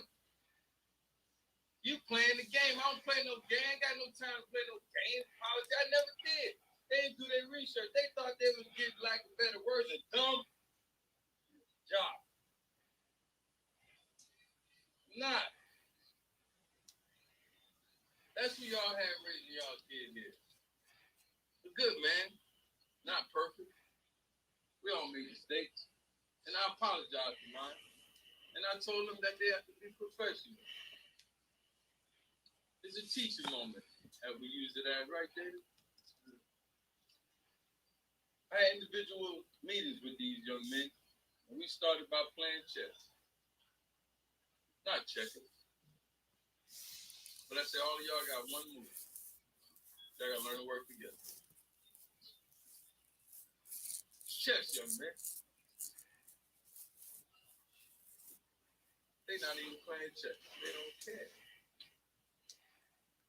They don't care. What's up, big bro? Hey, I love you, man. You know that, right? Yep. We talked about this. We talked about this. We know the structure. We know the order. We know how it was going to play out. And you've been there fighting. I know what you're feeling. I know what you're going through. You got to understand, Ed, God has a time and a place for you, my brother. And I know your heart. I know everything that's going on inside of you. You know, I know you like a book. And I know how you feel about them kids, and I know you do not want to leave those kids. So I'm praying for you right now, man, because this is going to be the toughest thing you ever had to do in your life. Sometimes, Ed, you got to walk away, my brother. I know it's tough. I know you don't want to hear it. But sometimes in life, we got to walk away. You already know, big bro. You didn't let nobody down, Ed. You didn't let them kids down. You did what you was called to do, and you tried your best. Thank you, big brother. I love you, man. I'm here. I will be on the next flight if you need me. You know that. Nah, you good. You handle your business. You know that. I'll give you a call. Please. Hey. You know what God wants from you, man, and be that. Don't let them provoke you, my brother. I love you, man. Bro. All right.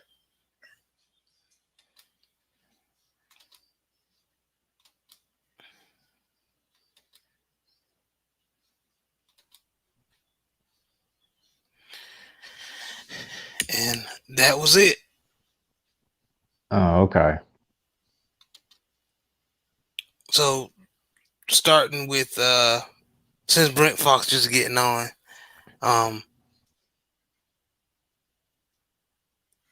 what do y'all think about the video? I know we were having some volume issues. Oh no, what I could actually grasp from it was I could definitely tell what he was saying was heartfelt, but I really do believe that Prime tried to tell him / warn him about what he was getting into. And with men like that, like Hall of Fame, well accomplished professional athletes, okay, they feel like they could pretty much almost do anything because the odds are slim for you to be a professional athlete in the first place and to become a Hall of Famer. That's almost like winning the lotto.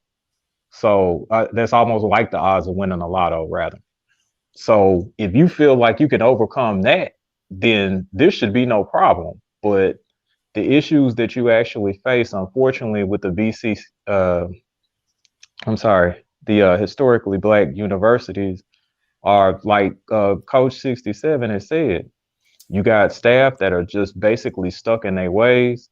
You have people that, even though you care, with some of these people, it is just a job to them, and they don't mind inconveniencing you so you don't inconvenience them.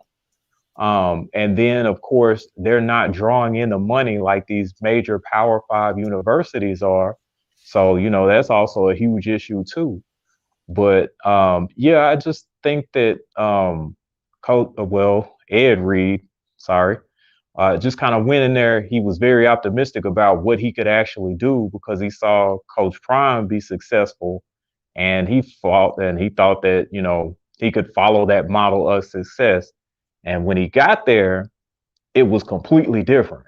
So it caused that kind of like reaction from him. Like I really wasn't expecting all of this, and I'm having to pay for everything, and these people act like they don't care, and I feel like I'm by myself, and you know I care about these kids, and I'm not and I'm not gonna withdraw my name.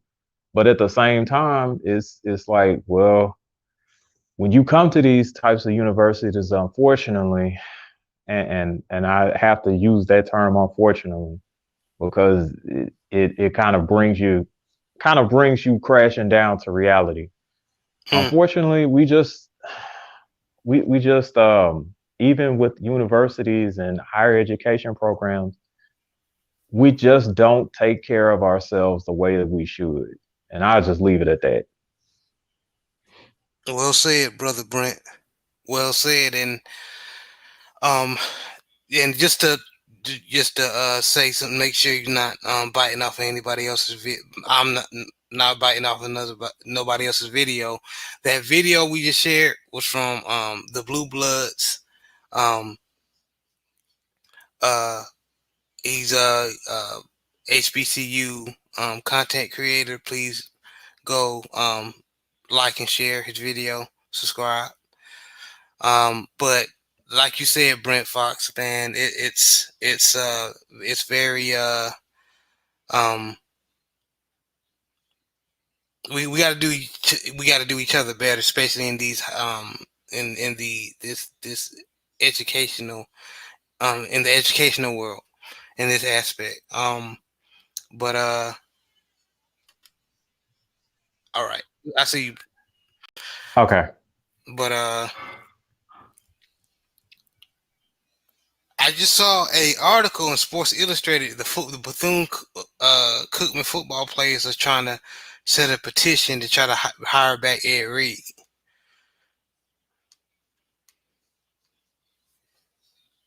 What you think of that, Coach?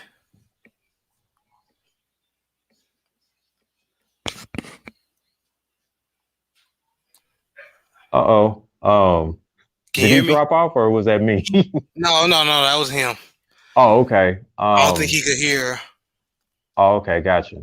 What I would probably say about in reaction to the petition, what he said was heartfelt, and I Yep. know that poured into those kids that way, and they're passionate about him being their coach too.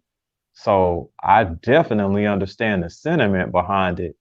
Um, I just don't know if I don't want to say political side, but it does have something to do with like the inner workings or politics, so to speak, of like the school itself, like how the board of directors are gonna address certain issues with underfunding and Right. um, making sure that the program itself does right by the kids. Right. Now, Jay Good was on here on the show last week, and he made a good point saying that basically uh that basically his opinion on the conditions on Bethune-Cookman campuses and um the uh the empty buildings with trash in them. Basically, he should have kept it in house or said it with more tact, like I like to say. Um, so a lot of the HBCU community feel like it was Ed Reed fault on how he um reacted, to his experience. Um, and a lot of a lot of HBCU, even Bethune-Cookman um, alumni or even students, are like good riddance. But like I just said, and I don't know if you heard me, Coach. Uh, the Bethune-Cookman football players are setting up a petition to try to get Ed Reed back. Wow. Yeah, it's on it's a article on Sports Illustrated. So Brent Fox gave his perspective on it, and it was very well said. Um, what's your input, Coach? Well, I think at this point, between himself and administration, at this point, it may be too much bad blood to kind of go back down that road. And I remember, when I was an undergrad, me and some of the other guys that was in undergrad, we all wanted to be coaches. And they had this one particular guy. Basically, he said, once he became a coach, he was going to let the politicians deal with the politics, and he was going to coach football. And the thing he didn't understand in saying that is, anytime you're dealing with people, you're dealing with political processes, there's going to always be some level of politics that you're going to deal with, whether it's on a grand scale or whether it's on a smaller scale. And in this particular situation, you know, I'm not saying that a lot of things he was saying wasn't accurate, but I think the bigger issue is, like you said, he didn't know how to articulate it and make it palatable to the point where it didn't offend anyone. And clearly, he offended administration at that particular school. And like we were talking about last week with Jay Good, not only is, Bethune-Cookman a HBCU, but it's private. So that comes with another level of obstacles and challenges in itself. So I don't think he was prepared for what he was stepping into. And just to kind of reiterate what Jay Good was saying last week, basically, a lot of these schools that's hiring like the Hall of Fame caliber coaches, you kind of have to do your background and do research because not all not all coaches are equipped to deal with the kind of challenges and obstacles that you're gonna face on a day-to-day basis. And clearly, he coming from the U to Bethune-Cookman, it's a whole different world. It's I'm almost certain if you went to LSU because just say for example myself, I didn't actually attend LSU. I know many of my classmates they cross register from Southern to LSU and vice versa.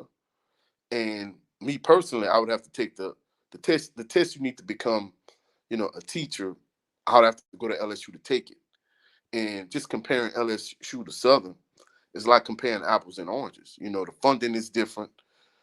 The student body is different. I mean, it's different across the board. And clearly, he didn't understand what he was stepping into. So clearly, he didn't have the patience, and he couldn't sugarcoat a lot of things he was saying. He was real loud and real boisterous. And like I said, when you dealing with that type of situation, you have to have a certain level of professionalism. You have to have a certain level of patience, and clearly, he didn't have either in that particular situation.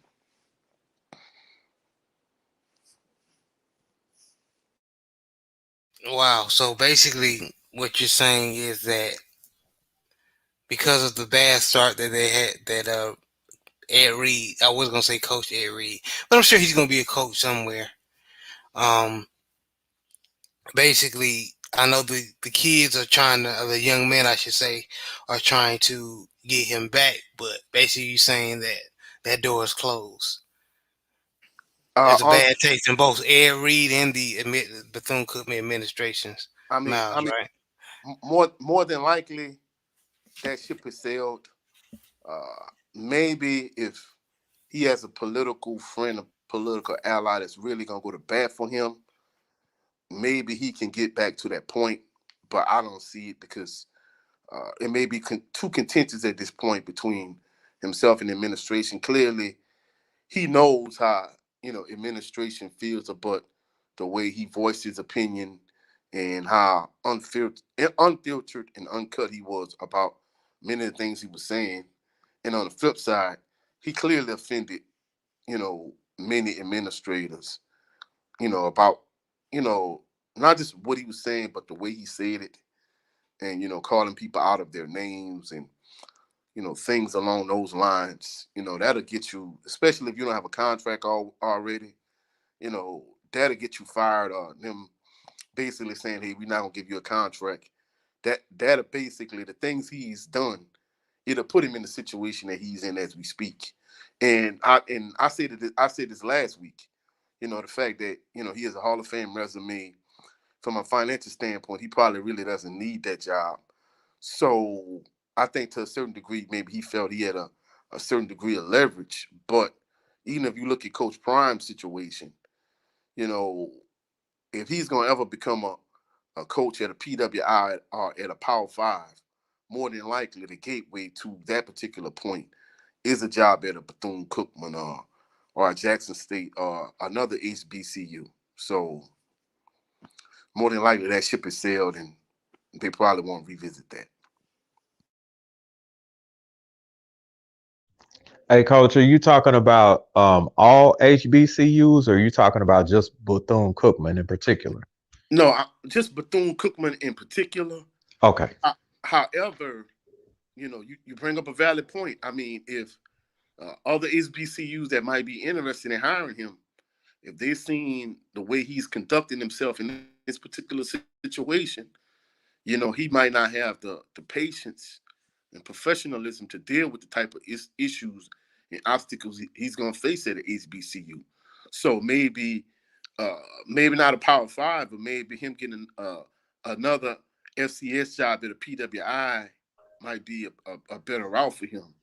A school that maybe has more funding, and but even with that being said, they're not going to tolerate the things he did even at Bethune Cookman. So I think if he wants to become a coach again, he's going to have to kind of tone down him being so raw, so uncut, and so unfiltered, and he's going to have to show a higher level of professionalism, and he's going to have to be more patient with administration in some of these schools. Yeah. I think you also bring up a very valid point to where if coach, excuse me, yeah, I'll say Coach Reed. If Coach Reed ever coaches again, he's probably going to have to do it maybe at another Division 2 or possibly Division 3 school. Start off small. These guys, again, these highly successful guys that kind of transition over, they're used to doing it their way and being successful. It's going to take a lot, not just Bethune Cookman telling him no. It's going to be like 4 or 5 other people basically telling him no before he actually gets it. That's just the way that, some of these guys are actually programmed. But I think that, yeah, you're right, Coach 67. If he goes to maybe like a smaller school that's maybe not a HBCU, maybe a smaller school like what's the name, James Madison or something like that, he could probably go there and do that.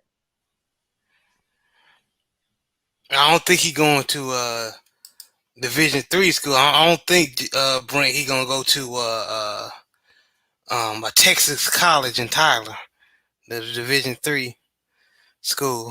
You know what I mean? But I think he will do get a chance at um probably HBCU. Probably just not like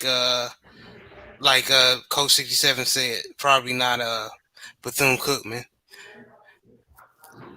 But I mean, even if it's not at a Bethune Cookman, if more than likely, he might get another chance at the HBCU. But even if it's a FBS level school, I mean, I'm sorry, FCS level school, Even if like Louisiana, for example, if you got an opportunity maybe like Nicholas State, McNeese State, Southeastern, maybe that might fit like what he's accustomed to dealing with in terms of being at the U. Of course, those schools are not LSU, but at the same token, he might not have the same level of issues and obstacles that he had to face at a Bethune-Cookman because people don't realize, like Jay Good said last week, you know, maybe being at Southern or Jackson State, it might have its own set of issues. But when you add to the fact that Bethune-Cookman is a private HBCU, that comes with a whole nother set of issues and problems that maybe he wasn't equipped to deal with.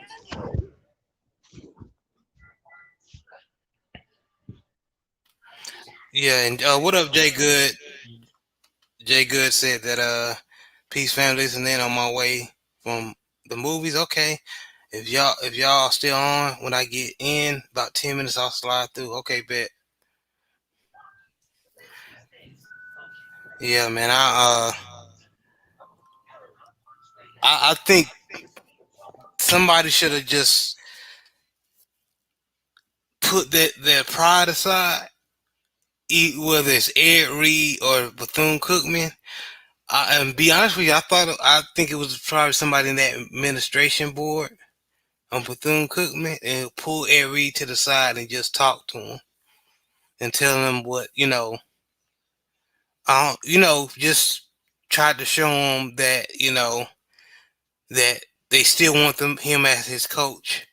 But like you said, the politics is if and maybe I'm just that's wishful thinking on my end because if there's a lot of politics involved, that's not gonna happen at And, all. and, and just to kind of touch on, something Brent Fox made, he made a real good point. I mean, from the standpoint of somebody like him, he's kind of been accustomed to doing things a certain way his entire life. The chances and odds of you making it to the NFL, not only making it to the NFL, but becoming arguably like one of the top three safeties of all time, he's probably accustomed to doing things a certain way. And these administrators at these schools, they're accustomed to doing things a certain way. So it's almost like a clash in terms of a power struggle where he wants to do things a certain way, but yet they're in a position of power. And like I said, at these HBCUs in particular, a lot of these administrators, they're setting their ways. They're accustomed to doing things a certain way, and you're not going to change their mind. And he's a headstrong individual. He's a Hall of Fame caliber football player. So at that particular point, it was more of a power struggle, and it seems as if no one really was willing to give any ground.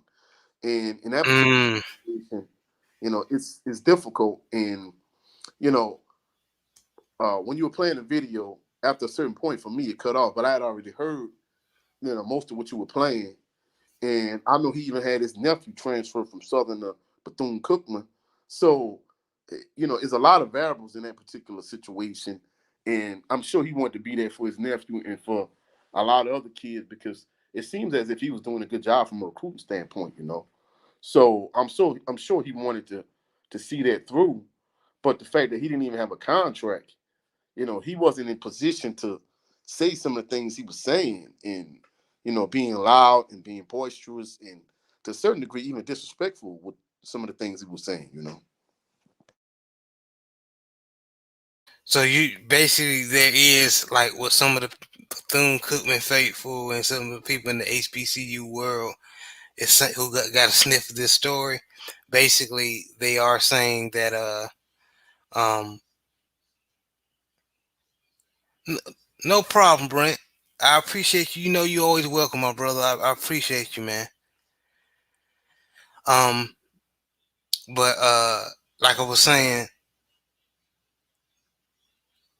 a lot of people are saying that that is his fault. Like his mouth, he like with Brent and you coach touched on. Basically, he's some already Hall of Fame.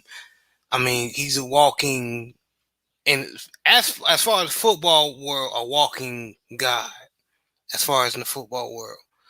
Um, so a lot of people may think that he, was trying to throw his weight around, but he wasn't really educated on um, how to go about things in the coaching world and how to conduct yourself or convey certain things or speak with tact and professionalism.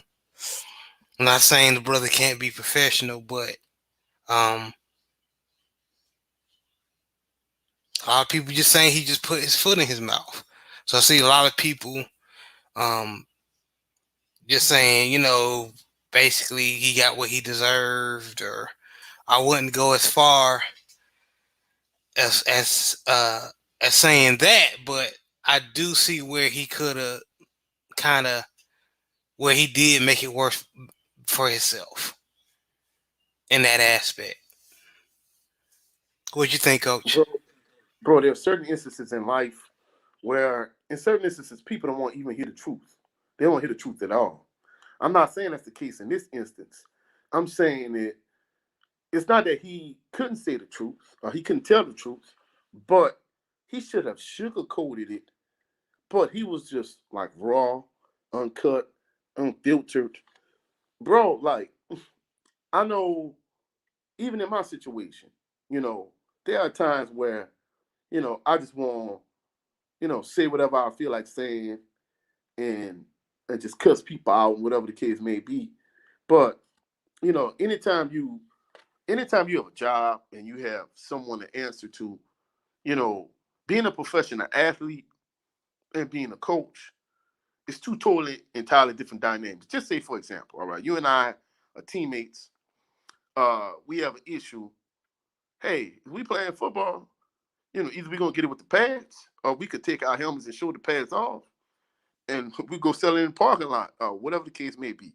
However, if we on a coaching staff, especially if you the head coach, there's certain things you can't say. And even if, especially if you're the head coach and you're dealing with administrators that's accustomed to doing things a certain way, I mean, even if he would have sugarcoated it, certain administrators probably wouldn't even want to hear the truth at all.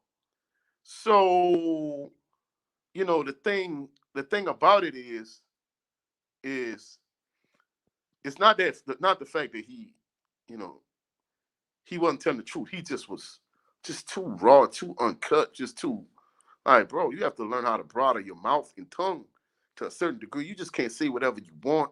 You can't call people MFers. They're not doing blank around here. I done more work in 3 days than people done in years. And I'm gonna be truthful. Like I said earlier, you got certain departments at these HBCUs. I'm almost certain Jay Good and anybody that I know that I went to Southern with or that went to a lot of these HBCUs, bro, I'm gonna just be honest with you. I'm not even gonna sugarcoat it. Some of these people just sitting in the office collecting the check. So Yeah, when when it's that type of environment, like it's one thing just to tell the truth. It's another thing to be like over the top disrespectful with it. And he was that. He didn't sugarcoat it. He was raw. He was uncut. He was unfiltered. Whatever he thought, he just said it. And that's one thing he gonna have to learn as a coach.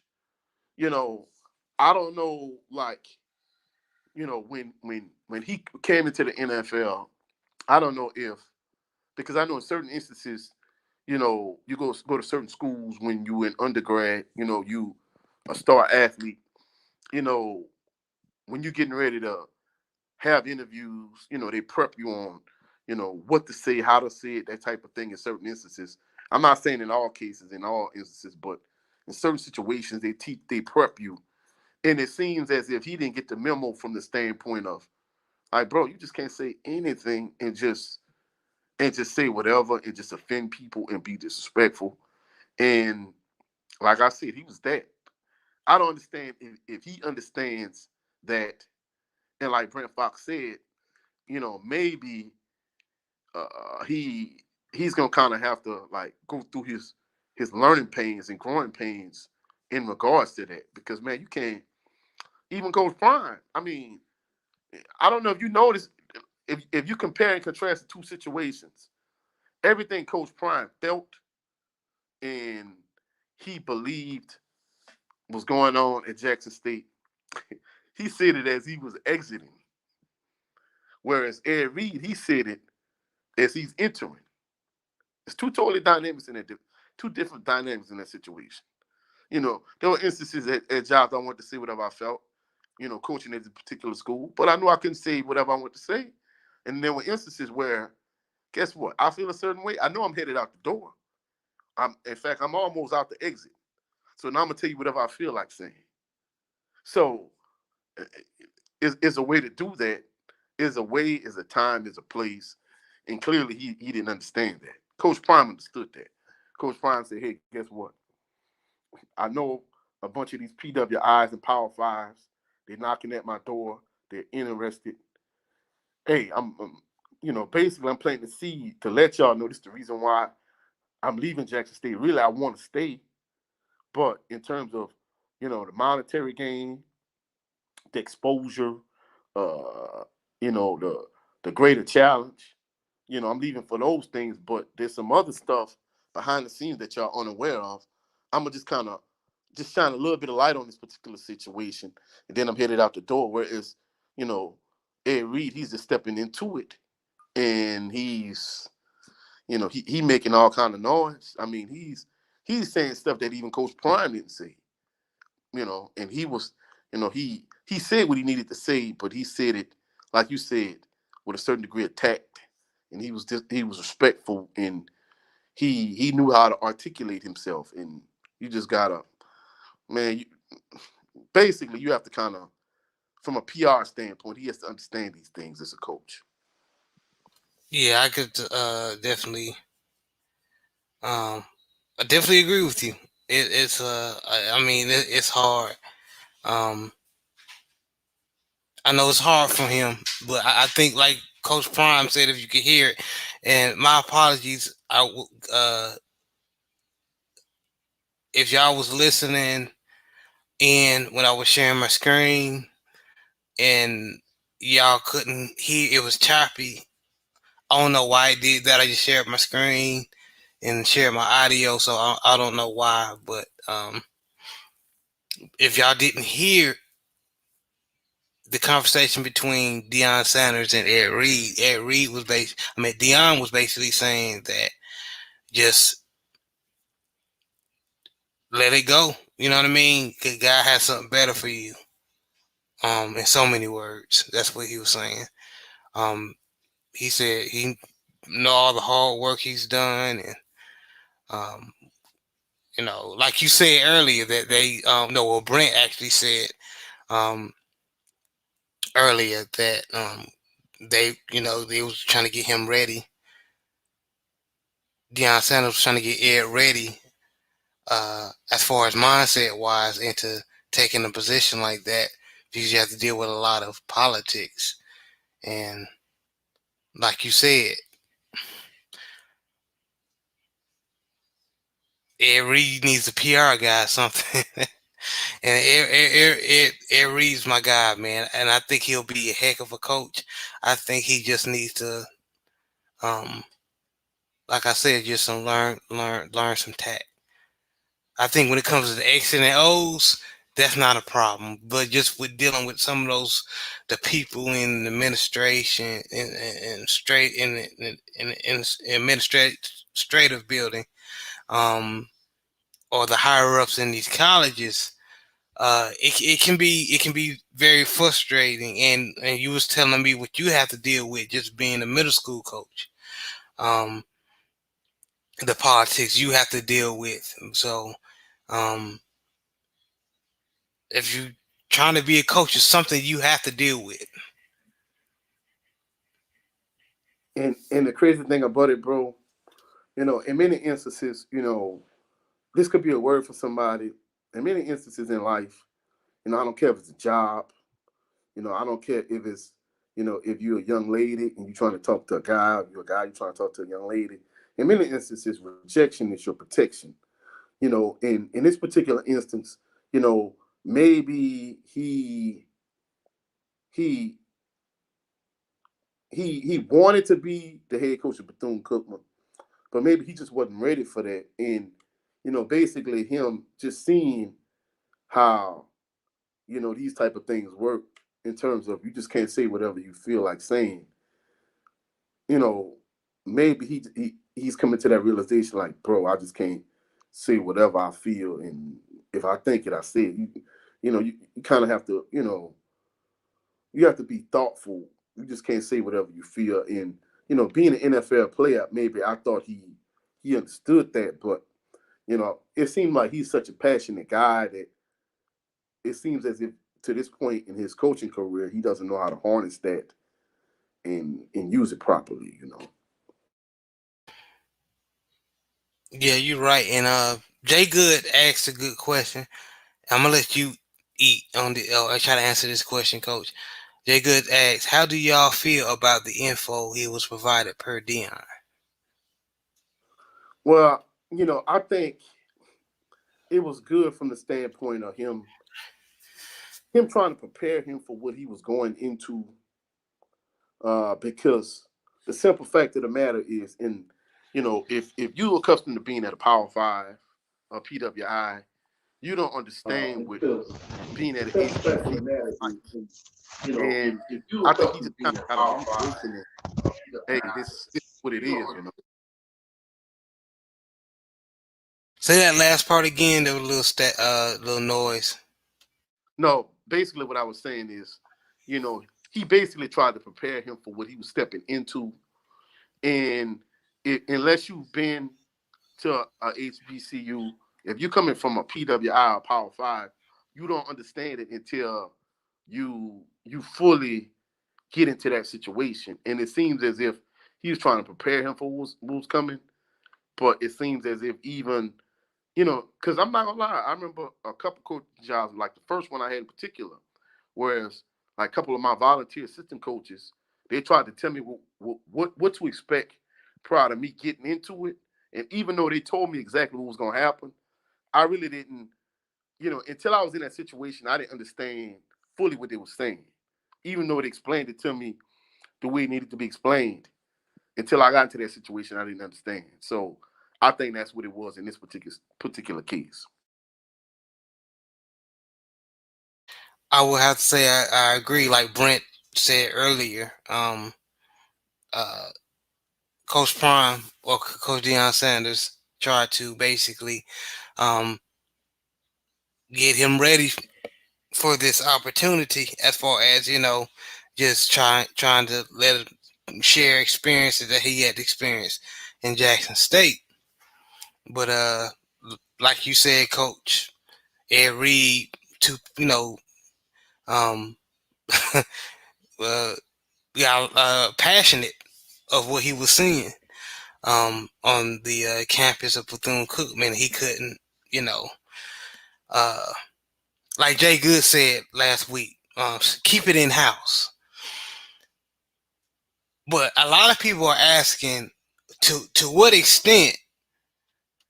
My question is, to what extent do we keep it in house? When do we start? Okay, guys, we have to do something about this. Jay Good, what's going on? I gotta get your perspective, man. I What's know you're good a with you, busy bro? man. How y'all doing? Blessing, What's highly up, favored. bro? I'm What's going blessing, on? Can highly y'all hear me? favored. Yeah, we can hear you. Yeah, we can hear you. Good, good, good. So what we chopping it up on Ed or what we talking about? Yeah, so basically we were talking about did Ed Reed in a nutshell, did Ed Reed do it to himself, or was basically politics? Um, I think it's a little of both. Um, like I was saying last week, it's not a matter of what he was saying if it was wrong or not. I mean, I think that there is some truth in what he was saying. Um, but it's also your delivery. It's also what you're saying and how you're saying, and who you're saying it amongst. I know Nick J. She always talks about tone and delivery, Tone and and delivery. Yep. I think that when you sit back and you think about it all in its totality, I think that that was kind of like a defining factor when you're talking about BCU, and the board that they have. I think that they probably was like, I don't know if we want to go down this road, because they know the deficiencies that that they're faced with. They know what they are dealing with. They know what they have at their disposal and what type of limitations that they have. So if you do progress and go down this road, and you already have an individual that is, somewhat outspoken, speaking his mind, um, and in some cases, as we've seen, can be deemed as unprofessional, it kind of, you start traveling down the road to where it kind of starts deteriorating your brand. Your brand kind of starts looking a certain or different way. And that's not saying that BCU has the most, polished or upstanding brand, at least by public opinion right now. But that's something that they had to deal with. And it's something that they had to decipher. Um, BCU they are a unique situation because right now, from my understanding, they don't even have an acting or sitting president. So the people that are actually making the decisions right now is the actual board of trustees. So who does that board of trustees, who is that comprised of? A lot of people automatically think that, it's alumni or someone that the state has placed in those situations. You have to keep in mind that with them being a private sector, I don't know who those individuals are. And if they are older, our aunts and our uncles, and you see a certain type of decorum that is coming from an individual, they don't want to work with that. You know, what he said, was it wrong? I don't think what he said was wrong. I think that, like I said, I think that there is some truth to that, but it's just a matter of how you go about doing it. Not only that, but you are for what you're going to do and for what you're doing, you are a leader. So if you are exhibiting that type of behavior, then the people up under you, are they going to, whenever they get fed up, or if it's something that they don't agree with, are they going to exercise that same type of acumen? So those are decisions that people have to that they have to think about. I think at the end of the day, I think that from a X's and O's standpoint, from an ability and a knowledge standpoint, um, Ed can definitely coach. Is he ready right now? I don't know. I don't know. I don't know if he's ready to be a head coach right now. You know, um, so that's one thing that they're going to have to think about. I know they have the petition going on. I know a lot of Yeah. athletes are upset, and I think they have a protest that's staged for Monday. Um, but it's a sad situation on both sides. I can tell by Ed's passion that he wants to be there. Um, but it's just a matter of how you go about doing things. Because I always look at it like this: whether you are whether you're an employee or you're a candidate, or even if you are an employer and you're trying to bring someone on, if you're in that gray line of area of bringing someone on or trying to get on, do you, as some would feel as disrespect, do you do that publicly and then expect to get a job? I mean, that's not being realistic. I understand, well achieved NFLer, Hall of Famer, I understand all that. At the same time, you're not going to go if you're waiting to get approved by HR, and then you see or you hear things that are going on within the company, and then you go to the doorstep and start going live and start just going off and saying derogatory things about people and expect to get a job. Just realistically, that does not happen. So I think it's a learning experience. Can it be sacrificed? I mean, can it be resolved? I don't know. I mean, there's other coaches out there. I mean, there's other coaches out there, but unfortunately, we're like 2 weeks away from National Signing Day. And it's a very, very tough task. You got these kids that have come from out of town, out of state, from other parts of the region, and they don't know what to expect. They don't know what type of direction they're going to have. So um, it's a mess. Um, But it's a lot of things when you listen to what Ed was saying. It's a lot of things that I have to question, as in the information that he was fed. You know, Mm. when he keeps resorting back to Dion, and the things that he said, and even what Dion was saying, you know, when he chimed in on the live, uh, it almost was like, are you trying to are you trying to prepare him fully for what he's coming in against, or are you giving him information based off of Your your own experience. experience? Because all these schools, they're not one and the same. You know, I mean, across the board, even if you want to drop down to the category of HBCUs, all the HBCUs are not the same. What's going on at what BCU is dealing with, they're not dealing with it, fam. What fam is dealing with Southern and so forth, so on, you know. So I think that, you know, we kind of get into the place of just dropping them all under the same umbrella as HBCUs, and they all do this, and they all corrupt, and they all got trash in the building, they all got trash on it. No, it's not like that. Not at all. They all got old, dilapidated buildings. No, it's not like that. You know, so I think we just got to be careful in that. So my question, and anybody can answer this, Coach Jay Good, Brother Brent.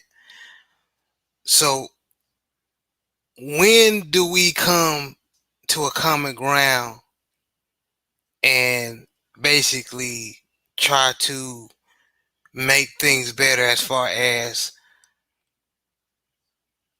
improving the buildings if there is a problem, improving the conditions? When Uh, do we come in the middle and start improving?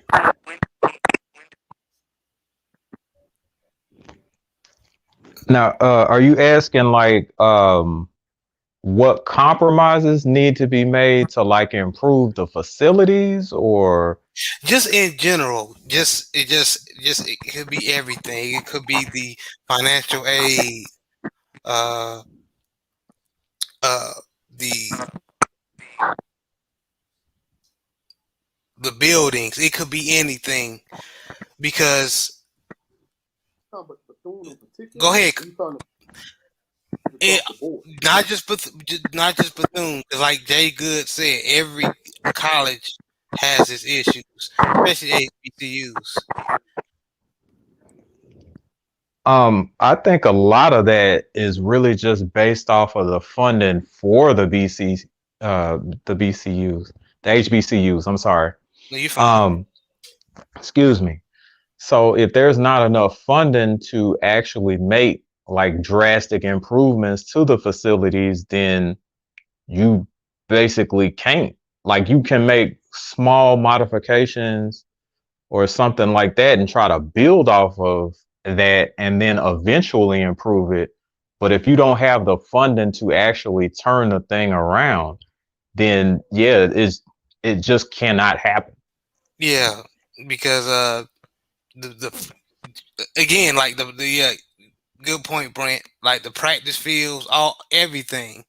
So it like I'm sure you and Jay Good, Coach, can um just think back of your days on the HBCU campus. Like, man, I love the people here. Feels like a family, but this and that needs to change. Well, And over generations, it seems like it's been the same story. Even when my dad went to Fayetteville State, well, just to kind of elaborate on what Jacob was saying, it's the same thing. Go ahead. all HBCUs don't have the exact same issues. Like in terms of facilities, if you look at Southern University current day compared to when I went to Southern University, like my niece, she should be arriving here like in a few minutes because my home is not too far from Southern's campus. But the type of issues I faced when I was her age going to Southern, she doesn't face those same type of issues in terms of facilities.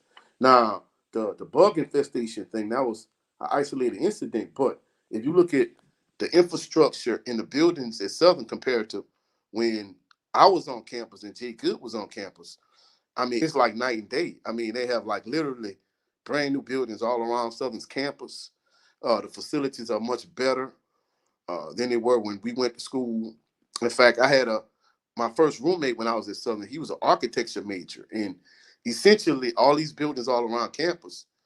He was telling us in the late 90s, like, hey, they're gonna build a building in this particular location and in this location, and literally all those buildings he was telling me about, like my younger cousin and my niece, they got to essentially uh, reap the benefits of those that vision coming to fruition. So in terms of the facility standpoint, like a school like Southern doesn't have that issue, nor does like Alcorn State. Like that's one of like the nicer HBCU campuses in the region. So all HBCUs don't have the exact same issues. Now, like Jacob was saying, in terms of like maybe financial aid, like pre-registration, I know from a pre-registration standpoint, like the issues we faced in the 90s in terms of like you literally having to go to a building and literally wait from like 7 o'clock that morning to maybe A 3, 4, nightmare. 5 that evening. They don't have those issues at this point. However, like from a financial aid standpoint, yeah, that may be an issue. And in terms of like the bureaucracy of Southern University, yeah, those things are still an issue because you have some of these administrators, they're stuck in their ways and they really not, they might just say you might have an administrator that may be working at the registration office or the controller's office at Southern. This particular individual might have been in that position for maybe like 40, 50 years. So until like, he retires or he passes, you might not get change in that particular department. But in terms of like all the issues at HBCU being universal, some of those issues are universal, but for the most part, each HBCU has its own individual issues.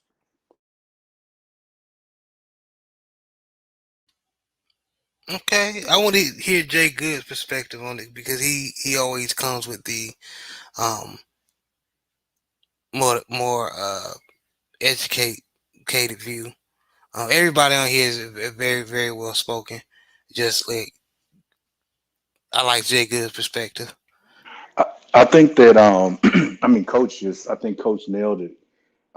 I mean when you're talking about two different time periods, like even just when you're talking about Southern from like 25 years ago, 30 years ago compared to now, it's night and day. Um, Mm, you go on the campus now, you're like, where am I at? You don't remember. I mean, you're marveled. It's now at the same time, it's a process. It's a process to get there. So a lot of the things that the complaints and the things that need to be addressed, people just need to know and understand this is not a quick fix. This is not an overnight type of thing. Even if you do mm, get the funding, even if you do get the funding from the states or if it's a donation or whatever, there is, so when you're operating, we're going to just say operating as a business, there's so many different um, key points that you're trying to address with funding. And a lot of times when people say, because there's this misconception that, when it comes to HBCUs, a lot of funds are misappropriated. And that may be the case, but again, when you talk about misappropriating funds, what does that mean? Does that mean that you made a donation and it didn't go to where you wanted it to go? Like when you donate to, like for instance, when I donate to Southern, there's several different areas that you can donate to. You can donate to a general fund, which means that money is going to go directly to the general fund. You can donate to an athletic department. But if you donate, for instance, let's just say to a general fund, and you have in your mind, I want this money to go to the athletic department, or I want it to go to the law school, or I want it to go to the nursing school, you did not specify that. But to that person that donated, they're like, oh, they misappropriated the funds. No, you didn't designate where those funds where those funds were going. Another thing that you have to keep in mind is with a lot of these HBCUs, the attendance is not as high as a lot of these, you know, I Power call five. them I call them TRIs, but to be politically correct, as the PWIs, the attendance is not the same. Even when you look at BCU, I believe BCU has like an attendance of like 3,000, 3,500. So when you extrapolate that over a period of time, I believe I read something a while back that since like the early 40s, from the early 40s up into current era, BCU is operating off of 19,000 alumni. 19,000 alumni. So when you do the math on that, and that doesn't mean that everybody that finished there, that they have these, these great jobs and they're able to, keep pumping money into the school. But there's a lot of schools. Hell, look at North Texas. North Texas has what, 30,000 something in attendance annually? We're talking about an alumni base. So a lot of people Hmm. like to say, well, why don't the alumni just donate and this and that? And it sounds good, but but realistically, when you look at the numbers over the years, it's not the same. It's not the same. I think Southern runs what, somewhere around 8 to 9,000 in attendance. So that's along the same ballpark as a TCU or a Baylor, but these are schools that have their endowments is completely different. So when I say endowments, I'm talking about what the alumni base is able to give. So they're working with a completely different number. So those things factor. And let's just say that you do give BCU, let's just say you give them $50 million. Right. Are they going to pour that $50 million into the athletic program? Or are they going to start addressing buildings? Are they going to start moving things around? Are they going to start increasing salaries? So there's a lot of different layers that a lot of people don't look at. But when it comes time to criticize HBCUs, that's the easy thing to do because you're like, okay, well, you got the money. What did you do with it? Well, I'm still trying to address things that need to be addressed 20, 30 years ago. Yeah, because HBC and just to be like what you're saying, HBCUs was put in a bad position financial wise a long time ago. Yeah. Even if, for instance, like here locally in Dallas, there was a college back in the day called Bishop College, which eventually stopped. And then Paul Quinn, which was in Waco, where I'm originally from, they moved from Waco to Dallas and eventually started occupying that space now, which is where it's known in Dallas and Oak Cliff. When you go on that campus now, Paul Quinn now does not look like what it looked like, uh, what it looked like when they took over, and it took time. It took a long time. I was there in October, and I was walking the campus, and I was mind blown. I could not believe that. Their gymnasium is nice. The build. I'm talking about state of the art, but a lot of those things it goes it flies up under the radar. A lot of times when you talk about HBCUs are in rural areas or they're in the side of town that, quote unquote, nobody wants to live on.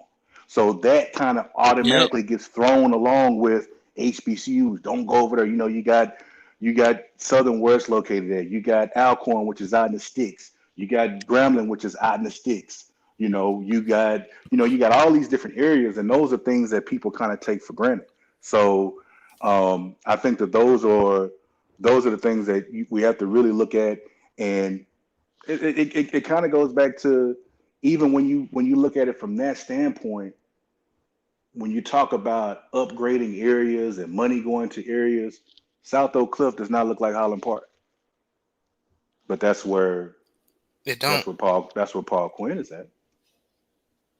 You know, so that's what it is. So See, and that's why I'm glad people like you and Brent Fox is on the show because y'all give um different, not only different perspective but well educated perspective along with me and Coach. So yeah, that's whew. You said a mouthful, Jay. Because I'm not gonna lie, I'll raise my hand and say I was one of the ones that, oh, they stealing money, they're not doing. But once you put it like that, like HBCUs have a lot to try to fix on those campuses, and it's from years and and of and not it the, not to being addressed. to go in on that, when you talk about misappropriating funds, these schools, as much as we don't want to, as much as we hate to say it, a lot of people politically really don't care for them or really don't want them open. As they could, if they're there, they're there. If they're not, oh well. With that being said, a lot of these schools are audited. So if the stigma is HBCUs is misappropriating funds, show me the list annually of all these schools that are misappropriating funds because they're under the microscope. They're being watched. Yeah. I mean, you see how they're doing Jackson, and Jackson State is, it's like when you talk about the water crisis, they people try to assume or they try to equate, Jackson State and bad water and this and that. It's not a Jackson State issue. That's a Jackson issue, which still falls back on the state of Mississippi. Hmm. They rather prop up University of Mississippi, Mississippi State, Southern Miss. They kind of, they're of the lower tier. Let Brett Forrest tell it. They're not getting the money that they should, but that's where their focus is. So Jackson State, they get in where they can fit in. And and just to kind of elaborate on what Jacob was saying earlier, in terms of misappropriating funds, at one point there was a scandal that Southern University was misappropriating funds, but people don't realize in around that same time frame, LSU had a similar scandal. The difference is WAFB and WBLZ, the two local Baton Rouge news stations, they highlighted when Southern had their scandal, but yet when LSU had their scandal, they just kind of swept it under the rug and they really didn't give it much media attention and media coverage. So when you compare LSU and Southern when it comes to funding and resources and even the amount of money to misappropriate, LSU has a whole lot more money to misappropriate than Southern because, you know, the highest year of attendance Southern had, like when I was attending, was after Katrina. I think Southern had like the enrollment was like 10,000. But whereas that same year, you look at LSU attendance was on the low end. It was like 35,000 students. Yep. But yet, when it came to misappropriating funds, they really didn't give much media attention or coverage to the situation at LSU. But yet, when it came to Southern, they kind of constantly highlighted it. They made it an ongoing story. So they also want to paint the narrative when it comes to these HBCUs that they misappropriate funds. So it's a stigma that's placed on Southern and other HBCUs. We want to paint them in a negative light, so we give it a certain degree of media coverage. Even when LSU has a fight against another team, they may show it one or two news cycles, but yet when Southern and Southern and Prairie View Bands fought, they literally showed that for like every year when those two teams played for like 15 years straight. Right. And bro, like how long are y'all going to play this when these two teams play? I mean, that happened in '98, and it was like literally, it was deep into the 2000s before they stopped showing it every time Southern and Prairie View played. So it's a narrative that the media paints when it comes to these HBCUs. Yeah, Coach 67. You messing up the TV money there, sir. Messing up the TV money. And do can you fellas be honest? Y'all think that? And don't get me wrong, they all certain HBCUs. I need to stop saying all, but certain HBCUs do have their issues. So do you? And don't get me wrong, I like Coach Prime, and I love Ed Reed, but do you think with their perspectives, you think they're kind of feeding into that a little bit? Well, you have to look at where they're coming from. I mean, Coach Prime, he played at Florida State, Ed Reed, Right. Mm-hmm. you. So they have they wouldn't look at it from the same lens as maybe Aeneas Williams, a Doug, Mm-hmm. or someone that played at HBCU. They're going to look at it from a different perspective. All right, just say for example, right? This one thing that should give Jackson State's athletic program a shot in the arm. The fact that at one point when the two teams played in the SWAC championship games, at one point they split that pot. However, since they went to this new format, the team that is the highest seed in the SWAC championship game and that wins, that particular team is going to get all of the proceeds. That's why it's a home game for them. They get the gate, they get all the concessions, they get everything. So you would think, winning the SWAC championship game back to back years and then going to Heritage Bowl back to back years, you think it would speed up the process in terms of, them improving facilities around Jackson State. But like Jay Good said, it's a process. And the fact that Coach Prime was seeing, the increase in attendance, because, I was going to these games when Southern played Jackson State in the 90s. The way the crowd was this year, it was like that in the late 90s when they were playing each other in the inaugural SWAC championship game. So I saw it in the initial stages when they first started playing the SWAC championship game to now, it's become a big event, the Boombox Classic. It wasn't that in the mid to late 90s. However, the point I'm trying to make is, I think he has a certain perspective. The fact that he went to a PWI and a Power Five, and Ed Reed went to the U. They're not gonna have the same perspective. Someone that actually went to HBCU and played at the HBCU. I'm almost certain Doug Williams and Coach Prime, they're gonna have a different perspective. The fact that Doug Williams went to Grambling as opposed to Florida State. So perspective, is paramount in this particular situation. I agree. Absolutely. I agree. I think that, to piggyback on what you said, what you were saying, I look at it like this. If I am a high school football coach, whether I am an assistant, position, or even a head coach, even just on the local level, if again, I'll go back to what I was saying earlier. If I was coaching at Highland Park and then I take a job at South Oak Cliff, I'm not going to be at the doorstep talking about, man, look at this building and what are they doing here? Now you're rubbing people the wrong way. You got to understand that these are two different entities that are operating and moving in a fashion completely different. And Exactly. when you look at individuals that are coming from Miami or even Prime, I mean, he's coming from technically you're coming from off of TV, and you, as he said, he didn't know what Jackson State was.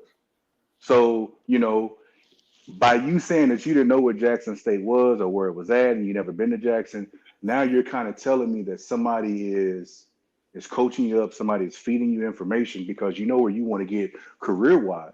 So you're being fed information like, okay, it's a HBCU, it's a small school, it's in Jackson, Mississippi, yada yada yada. Then when you get there, based off of all the places that you've been in the past, and you're not familiar with the culture, you're not familiar with the history, you don't understand all the different layers that how they even got to that point. It's you're at a culture shock, and I think that for the most part, I think Prime, I think he handled it well. I do, when you watch the series, I do think a lot of that stuff was made for TV, for the little series that they was doing with Barstool. But still, some of the things, I get it. It's your personality. You want to see changes made, instantly. But everybody doesn't. Everybody is not able to make those changes. Everybody does not have a network and connections to do that. Does Ed have the connections and the network is Prime? I don't know, possibly. But you came in, for what they were working with. That's the thing. To an extent, HBCUs are kind of like us. They're kind of like black people. We're doing the most with less. And I think that a lot of people that come from Mm, these different walks of life, they don't truly understand that until they're out there. And then your most vocal people, online, never attended, never walked the campus, never really talked to anyone. never So been all to a this, game. never been to a game, So then when you hear someone of celebrity stature, when you hear them complaining and griping, naturally because of idolatry, you're going to ride with them. You're going to look at the black folks or we're now the boogeyman and we're not taking care of business and this and that, but you don't understand. When you go back and you look at just from the state schools, when you go back and you look at the amount of money that they were supposed to have gotten that they still haven't gotten to this day. Some of them are just now starting to get it. I think Tennessee State is starting to matriculate some of those funds. These people are in hundreds of millions of dollars that are owed to them that they have not gotten. So when you think about over time, what happens when they are the funds that they're supposed to get? When you think about when there are a lot of those funds, now you start looking at better staff, you're looking at better teachers, you're looking at better facilities and things like that. But when those resources are withheld, then you still continue to do what you got to do. You're not going now. There have been quite a few that have closed their doors. There have been quite a few that have lost accreditation. So but those are a lot of the factors that a lot of people just really aren't really knowledgeable about. See, my parents, I guess you could say I'm a swag baby. My mama went to Prairie View. My dad, he from Mississippi. He went to Valley. He went to Alcorn. He went to Right. it's just all in general, just throughout the thing. My brother went to Paul Quinn, so HBCU life is nothing different to me. So I know and I understand where they're coming from. I mean, even coming up with being around Paul Quinn and being on that campus, I remember, it wasn't the best looking campus, but at the same time, if I went to Baylor across the street, if I went to Baylor, I was like, it's night and day. And Paul Quinn is another private school, another private entity. So just like Baylor's a private school and a private entity, but they have a stronger force of alumni. They have a better endowment based off of what we're faced with. And if people don't know, if you lying, if you're in Texas, if you driving through Waco, you see that big McLean Stadium Oh, you right can't miss it. beside the. I'm telling you, man. Can't miss it. Yeah. Telling you.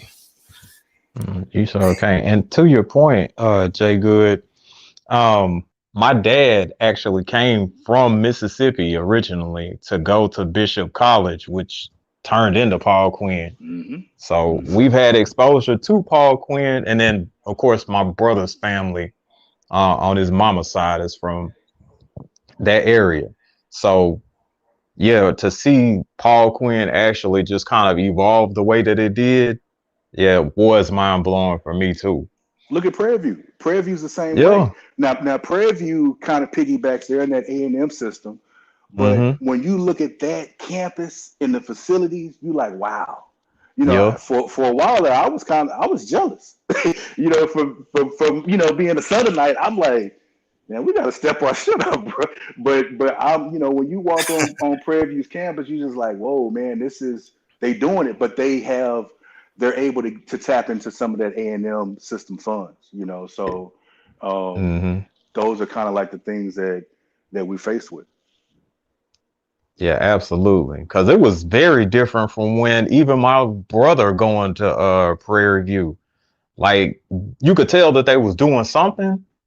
Cause like when I got out of school, like in '98, it looked one way. Them and Paul Quinn was like cousins back then. Like Mm-hmm. it, Prairie View and Paul Quinn was basically the same school. Paul Quinn was just smaller.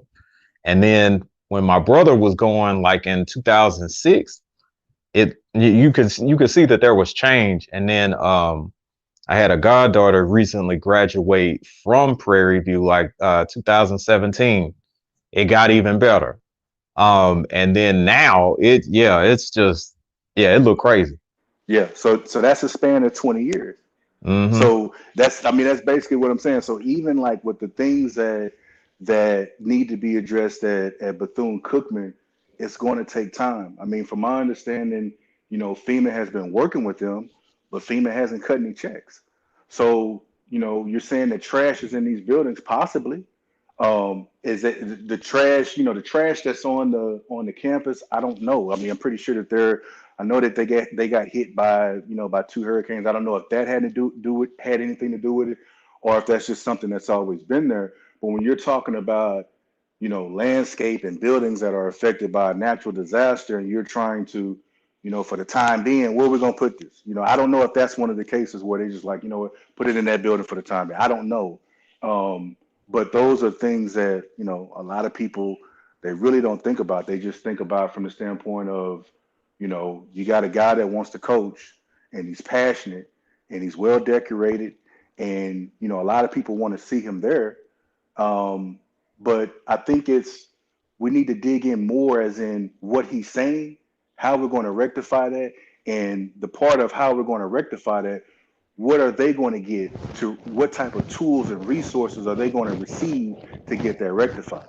Because if they're still just, a school that's operating with an attendance of 3,500 students with an active base of, let's just say 19,000, which, if you're talking about back from the 40s, I would imagine quite a few of those people are elderly now.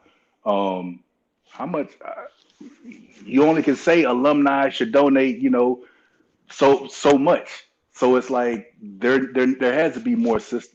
There's got to be a better plan. Now, how we go about doing that, I don't know. I know that part of the care relief fund that Biden did with HBCUs. I think it was like 50 million. Now I don't know if that 50 million was allotted to each school or if that was. I think it was a total, like, I want to say like 2 billion or 5 billion, and I want to say like 50 million. Don't quote me on that, but I want to say like 50 million or something. Right. Supposedly that went to Bethune-Cookman. That can get swallowed up real quick when you're talking about just logistically, just operating. So I don't know, Coach, if you watch Jaguar Journal with Perry White. He was talking about this past year, Southern's budget was like 11 million, and he said that they had a successful year, and a lot of that money comes from the football department, and they technically are broken even. Mm. That's crazy. So, yeah, 11 million. That means that we are operating off of 11 million, and we got to get this back in order to stay out the red, and they broke even. So, it's a lot of For a things couple of that go ahead. for a couple, they want to land because they just didn't have the funds. Right. Yeah, that 11 million just for operating costs for a university, like that's eye opening. The 11 million to maybe, and I don't want to put it in a negative or derogatory term, but if it's a situation of where you hear $11 million for operating costs, um, most people that don't have real experience, yeah, I'll word it that way. Most people that don't have real experience with running like a business or a major entity would look at that and be like, oh, okay, well, they're doing good. No. No. If you're running off of that, okay, and you are a school or a higher education institute, and you have people that you have to basically just bring in to kind of help make you more money. Yeah, that's really a shoestring budget almost. Not almost, it is. It's a shoestring budget. It is. I don't think Texas College and a small HBCU in Tyler, Texas, I don't think they can hardly um, survive off that. And they was on the brink 2 years ago. They was on the brink of closing down. Mm-hmm. Well, I They mean, was on the brink 2 years ago. They was on. that's why I was saying that you're trying to do the most with less. Literally, Mm-hmm. you're trying to make it work with a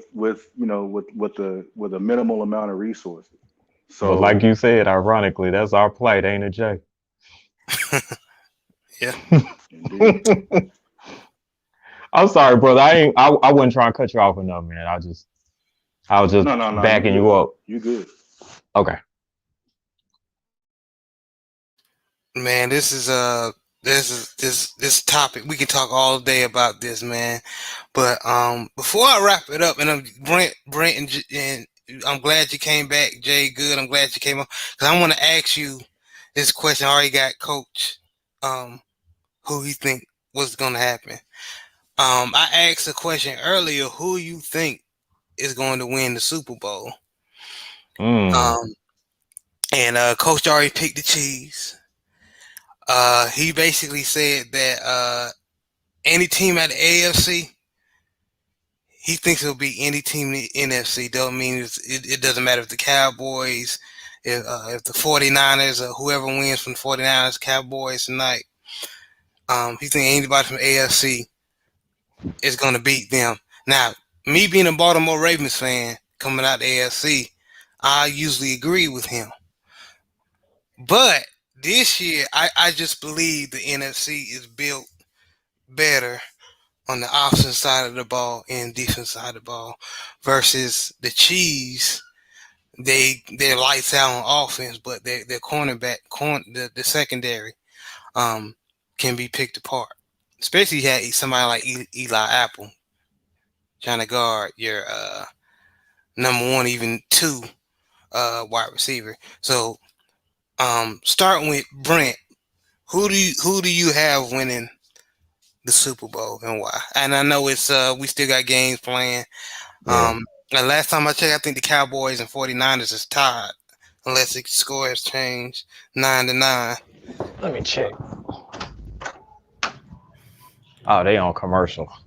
Um, who we? Actually, brother, I think I'm kind of gonna go another route. And as much as I do not like this team, I'm probably gonna go out on a limb and say that the Cincinnati Bengals win their first Super Bowl.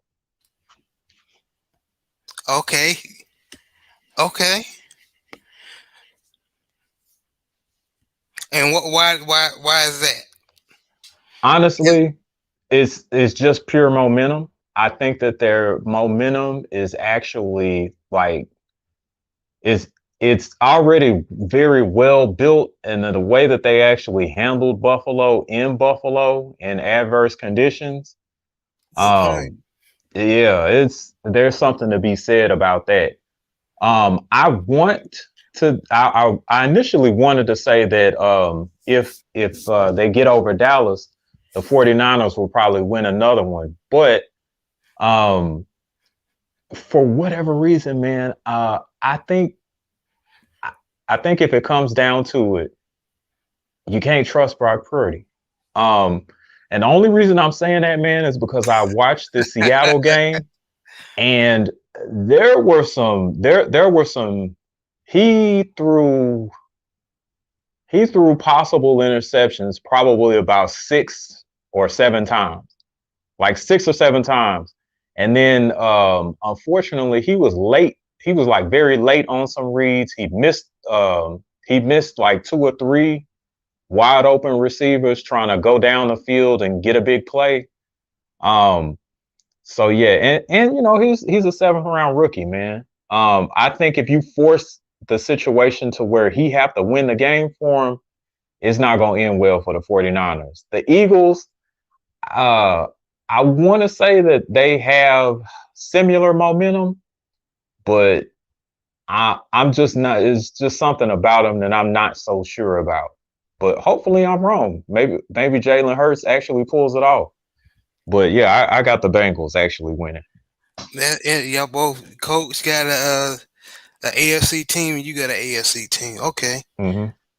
I'm gonna go to Jay Good. I'm gonna say this. I I like how you put emphasis on them beating the Bills because the Bills had one of the top defenses this year, and the offense was lights out as far as um wide receivers, Diggs getting open, but I just don't trust that Cincinnati Bengals defense. DJ Reader, Hendrickson, and Hubbard. They can get after the quarterback. I give them that. Um, but the secondary, I just don't trust they secondary. Jesse Bates can't cover both sides of the field. You know what I mean? Well, he can, but it's um I just see Eli Apple putting him in bad situations, Mm. especially going against somebody like AJ Brown, um and what's the boy from Alabama, skinny wide receiver that's killing it, Oh, Devontae Smith. Devontae Smith. You got those two monsters on each Hmm. side. I just don't see. Of course, it's why they play the game, right? I could be wrong as hell, but um, I just don't trust the air. Usually, I don't know what's going on, Brent. Usually, the AFC got good defense. Um, the AFC is is known for their defense, but not this year. We Hmm. we we food in the secondary.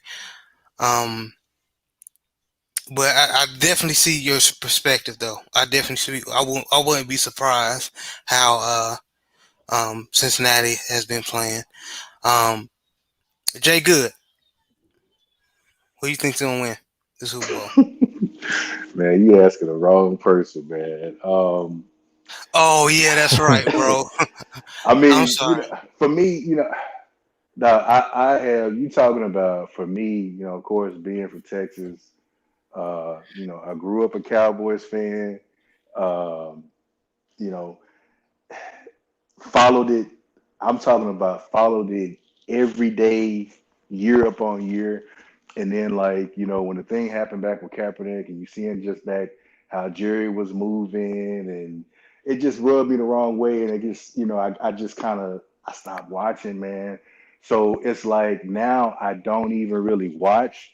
I see stuff on TV, whether it's stuff on the news or just being on social media, seeing people venting. But I will say this though, based off of those teams. Just me just being a football guy, to me, as a man once told me, the game is about the quarterback. So if I am a betting man, as in who's going to go to the Super Bowl and who's going to win it based out of the quarterbacks that are in the playoffs now, I would probably lean towards the Chiefs. I think that is the, I think that's the guy with the proven record. Mm, I think that he has the ability. He's been there before. What's the guy for San Fran? What'd you say his name was? Brock Purdy. He's a rookie. Brock Purdy. Hmm. Brock Yeah. Purdy. See, Yeah. eventually he's Seven going to be exposed. Eventually he's going to be exposed, and the deeper he gets into the playoffs, he's going to start seeing things that he's never seen before. I understand that San Fran is kind of mirroring. Well, I'm not going to say mirroring. Back in the day, they were more of a finesse type of team. They were physical at times. Now, from my understanding, they are more of a physical team. So they are built for the playoffs. But I mean, just a rookie quarterback going and trying to actually, I would be surprised. Dak, um, He threw a bad interception already. I'm not surprised. Yeah, I'm not surprised. they're winning. Um, The Dallas is down 16-12. Thank you, Brent. Hmm. 16-12. Yeah. 16-12. Okay. All Yep. right. Whatever. So, yeah, I would probably say Kansas City. I would probably say Kansas City would be my pick to win it. Well. Okay. Okay. And Not I to mean, not to change gears here, but did y'all hear about what no, go ahead. Change your way. Go ahead. did y'all hear about DeAndre Sanders? What she said in that What interview? what she say? Oh no, sir. What'd she say? Well, there was an interview that hit social media, at least on Twitter, yesterday, that she did with some little podcast, and they was interviewing her and asking her about her dad and everything and how she felt about him going to Colorado. And she made a statement. She was like, "Well, you got to do what's right for him in his career." And she was like, "He people have to understand he has kids that go to Jackson State." And she was like, "It's not a safe place." She said that they have killings like every other month, and that went viral on Twitter. And people, the HBCU people gonna come after their head. So they were like, "What are you talking about? Killings at Jackson State every other month?" Because I think it was right before the SWAC championship. There was a kid or a student that got killed, I think, by his roommate. Um, and from my understanding, it was over some bullshit. It was over like some donuts. I mean, it's sad to say, over donuts. The Oh, dude lost his wow. life over Say some it's not donuts. true. Yeah, but that was like the first killing on campus of Jackson State since 1970. Since 1970. And she said that there's killings every other month. So today she came out and did an apology after everybody got on her helmet. But it's like she's still on social media. She's like, oh, well, y'all don't know the truth. They're hiding stuff, and there are killings and murders, but y'all just don't know about it. And I was just like, Well, what I'm like, about what wow. just happened in Virginia a couple of 1 or 2 months back? A Power What happened? Five school. Idaho. Didn't somebody? Wasn't there multiple shootings in Idaho? Oh, Yeah, definitely. Virginia Tech. Exactly. For the yeah, second Virginia time. Tech. Yeah, yeah, Yeah. that So Virginia. it's just like again, you start talking about stigmas and you know it's just a bad look. You have I'll see if I can forward the actual clip, find the clip, and I'll forward to you guys. But it's a bad look, man. It's just like you got to know your limits. You know, at least know what you're talking about.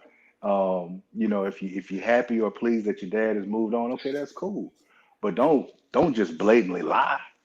You know, are there things going on in Jackson? Yes. I mean, but there's also things going on in Waco. There's things going on in Dallas. I mean, hell, people have gotten killed right outside the campus of SMU. People have gotten robbed. You know, hell, somebody to take it to a further extent. This is how deep that they went in. They put- they went to Colorado and pulled up their police reports, and there was since January of this month there was like over 200 occurrences of crime.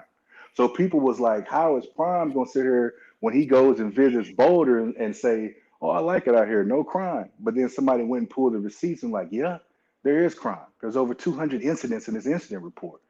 So again, you know, it's like you're kind of shading a certain group of people to prop up another group of people that really don't even really give a damn about you. It's just about what you can provide for them at that time. So Like you said last show, you keep stuff in house. Yeah, yeah. I'll be mad if somebody busting windows up my car. Or, you know what I mean? And a lot of HBCUs are in the hood, but like you said, some people over exaggerate the situations that's really going on in HBCUs. I mean, that's ridiculous, bro. That's like, you know, me, as someone that graduated from Southern, you know, that's like you trying to equate the incidents that happened in Scotlandville to Southern University, even though some of those incidents don't even happen on Southern University's campus. So, in many instances, the media conflate those type of things, and you know, it's in poor taste that she does something like that because, you know, it continues to, you know, the same thing I talk about the negative light on HBCUs. It continues to shine a negative light on them, and that's ridiculous. I think she just ain't want to be at a school around a whole bunch of Negroes. That's all. Sound like it. well, she lives in Atlanta. I mean, she doesn't even, she wasn't even residing in Jackson. She lives in Atlanta. But again, you know, from my understanding, she came quite Never a few mind. times and came quite a few times and kicked it and partied and enjoyed, but there was never any issues. And there's even like athletes from Jackson State that are like now chiming in and saying, yeah, it's wrong. And what's the dude from Dale State? Thias, what is Guthrie? He's saying that from the time that he's been there, he's felt at home. He said he ain't had no issues or nothing. He didn't understand where that's coming from. I mean, and the crazy thing People about it is, full of it. her mom went to FAMU. Yeah. I mean, that's where Coach Prime met her mom. You know, when he would go from Florida State's campus to FAMU campus when they met when they were both in college. So I mean, it's ridiculous.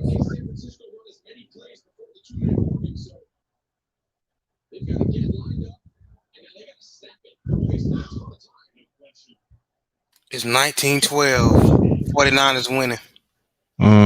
Dallas is punting, I think. Yeah, Dallas punting. So the Wow. 49ers just got the ball back, and it's 2:05 left. Ooh. Yeah, but just to not even piggyback, just to respond what you said, Jay Good. That she's I don't know why she even flamed that fire. That she shouldn't even open her mouth. Yeah, I think unfortunately because social media is so prevalent, um, people need to do something else to kind of put themselves in the spotlight as well. Like brother Jay hit it right on the head, man. She'll come out here, she's actually in Atlanta. She came out there to kind of reap the benefits, and then once that kind of ran out, oh, okay, it's time to put them in the trash because I don't need them no more. That says more about possibly who that particular person is for real than it does the actual, place or the actual setting or place.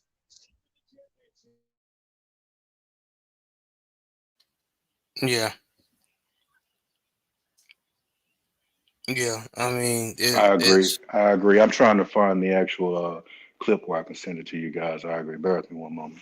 no problem. It kind of reminds me, speaking what you said, Brent, about social media and people just want to be in the moment.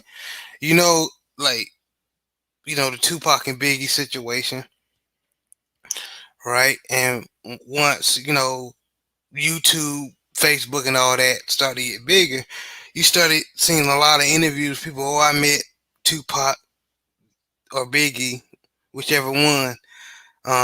They started, you know, doing a whole bunch of interviews about when they was with them, or even if he said hi to them, they doing an interview about that.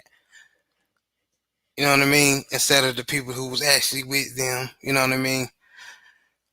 For long periods of time. So it's like you said, just 5 minutes of fame. Yeah, relevancy is a real thing, brother, unfortunately. And with places like Vlad TV, that kind of exploits stuff like that, that unfortunately gives them people a little bit more time. So it might be 5 minutes, it translates to 15 minutes now. And then they'll do something else or say something else outlandish to get maybe 20 minutes now or 30 minutes of fame, and so on and so on. Yeah, Brent dropped off. He's probably come back on, but yeah, it's crazy. Okay,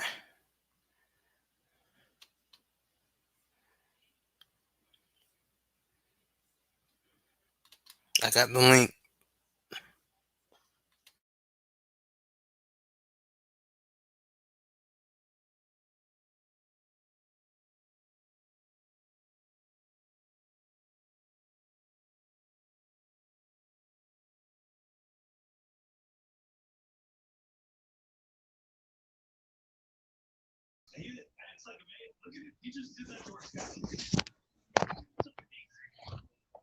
Hey, I'm about to share the video. But last time I shared, y'all couldn't hear me, so I'm about to try it again, and hopefully, y'all gentlemen can hear me.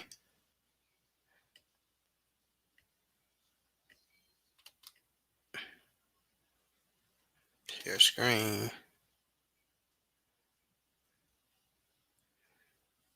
Hold on. Yeah. Okay, there you go.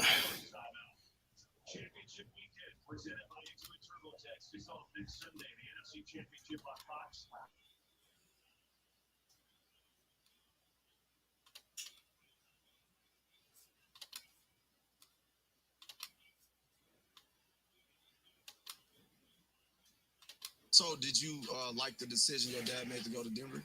I'm gonna always support my family, whatever they do. So when you hear haters talking about your dad, is like, oh, he didn't make the right decision. He should have stayed in, I mean, the thing that people don't know is like, it's more than football in Jackson. Mm-hmm. Like, when my dad makes a decision, he thinks about all aspects of his kids. People don't realize he actually did have kids that go to the school also. Mm-hmm. Like, people don't know that it's killing on the campus. Every few months. Yeah, they don't know that. People are breaking in the locker rooms, stealing from the students. So it's kind of like my dad gives this much back to the community, but it's like, what is the community giving? Shit, I would have left too. Yeah, and I mean, if he doesn't feel safe there, then I mean, damn. So he didn't feel safe at all being there. I mean, I don't know what he felt. I'm just saying I wouldn't have felt safe. I don't know what my dad felt. You didn't feel safe whenever you was on campus? I felt safe, but I'm saying for the stuff I would see and hear, it's like scary. I wouldn't. Yeah, you just have to. Like my dad gave a lot to Jackson for them to be doing stuff like that. Yeah, I didn't like how they was trying to paint a bad picture when you left. I don't like that because but they do it to everybody, and I always try to tell people when LeBron left Cleveland, they burned his jersey. Yeah. They gonna do that to everybody. And it's like, what more could he have done? He did what all he said he was gonna do.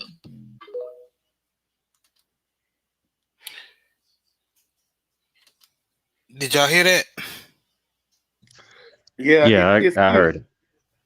She was more just trying to rationalize and justify his decision for leaving. You know, once she got beyond a certain point, she kind of lost me. But if she said, he factors in a variety of different things when he's making that particular decision, I think hash off at that particular point, I would have been good with her response. But when she kept going and she talked about the killing every few months, she lost me at that point. Right. Now I'm about to share the apology. It's some embellishment, a lot of embellishment there. Yeah. At first, when she opened up and talked about how her father was making the decisions for like the betterment of the family or just maybe the family's safety, I was about to apologize for the statement I made, but not now. Yeah. Yeah, now I'm about to share the apology. Oh, Okay. it's already playing. Let me know if y'all can hear. Good morning, everybody. So, yeah, first, I would like to apologize for a comment I recently made concerning the JSU murders. I do feel like that I oversimplified due to the fact that every time I did my 6 month, I was never there. Shootings, murders, robberies, on campus, around campus, and in the city. But I really do apologize for what I said. It's just that things did happen while my family was there that the public was not made aware of. But I definitely shouldn't have exaggerated like that, and I do want to say that I do apologize. So I apologize to the whole JSU community, the JSU campus, and everyone that's part of JSU. And one more, gentlemen, before y'all go in, is the Colorado incident.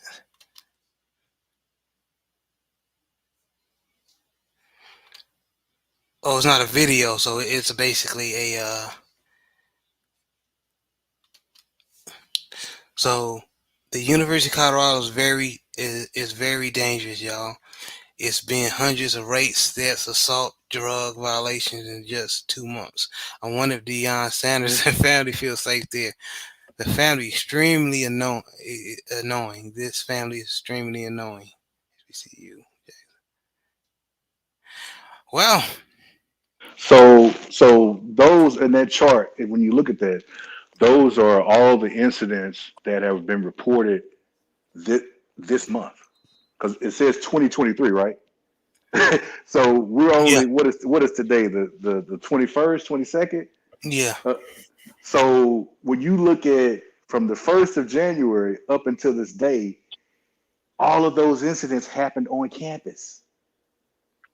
Criminal accident, theft, suspicious activity, alcohol violation, property found, bike theft, fraud, So forgery. so when you look at all that, and when you think about the day that he left, when you think Hmm. about the day that he left the SWAC championship game and flew into Colorado and was enamored by the campus and the structures and all that. One of the things that he said was, "Oh, it's nice out here. I like it out here. No crime," which I thought was shade towards Jackson, Mississippi. And here it is. You got me feeling a certain way, being a Southerner, like, damn, I got to stand up for for JSU. So it's just like Hmm. it's just like Come on, people. This happens everywhere. Don't use as an excuse of why you trying to get up out the door, and at the same time, don't try to belittle other people also because Now, it happens on every campus. now, ladies and gentlemen, I'm not gonna lie. I'm gonna be straight 100. If y'all go back and watch other shows uh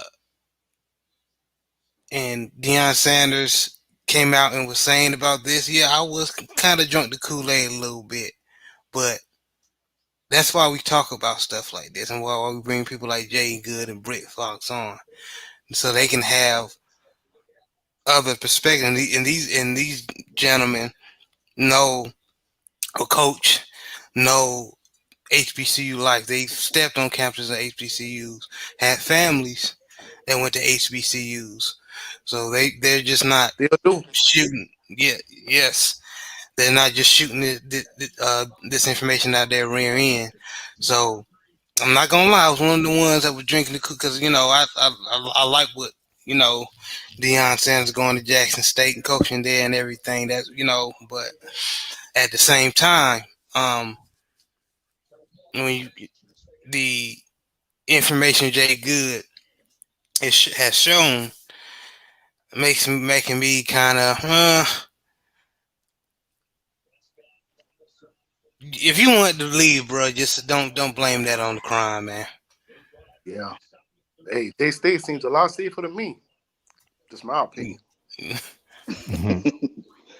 And also, coach, it kind of goes back to what you're saying about coverage, about news coverage. I noticed that.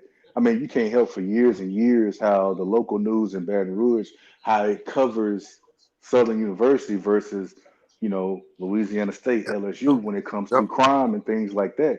Even recently, I think it was a few weeks ago, a student that attends Southern, she I don't know if it was just collateral damage or if she was a part of the incident, but she got killed in New Orleans.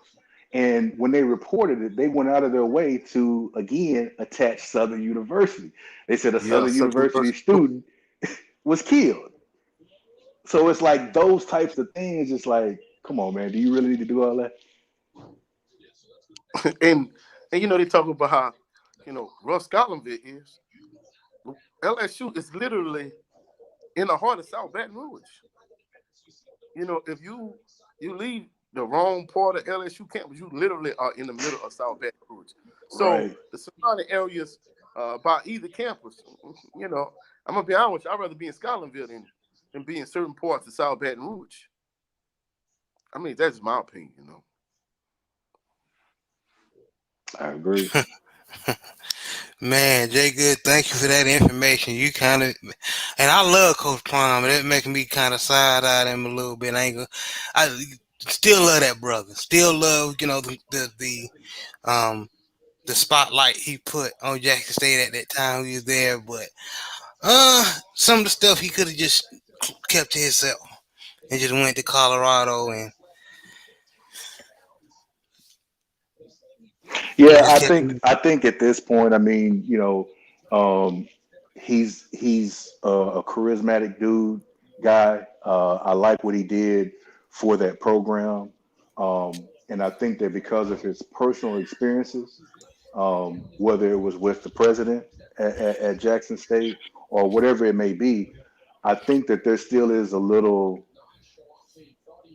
there's some things that's still going on in the background, and because of that, when he has these conversations with the Ed Reeds, with the Uncle Lukes, with these other people that are speaking for him, and I can tell that they're speaking for him because of the things that they're saying.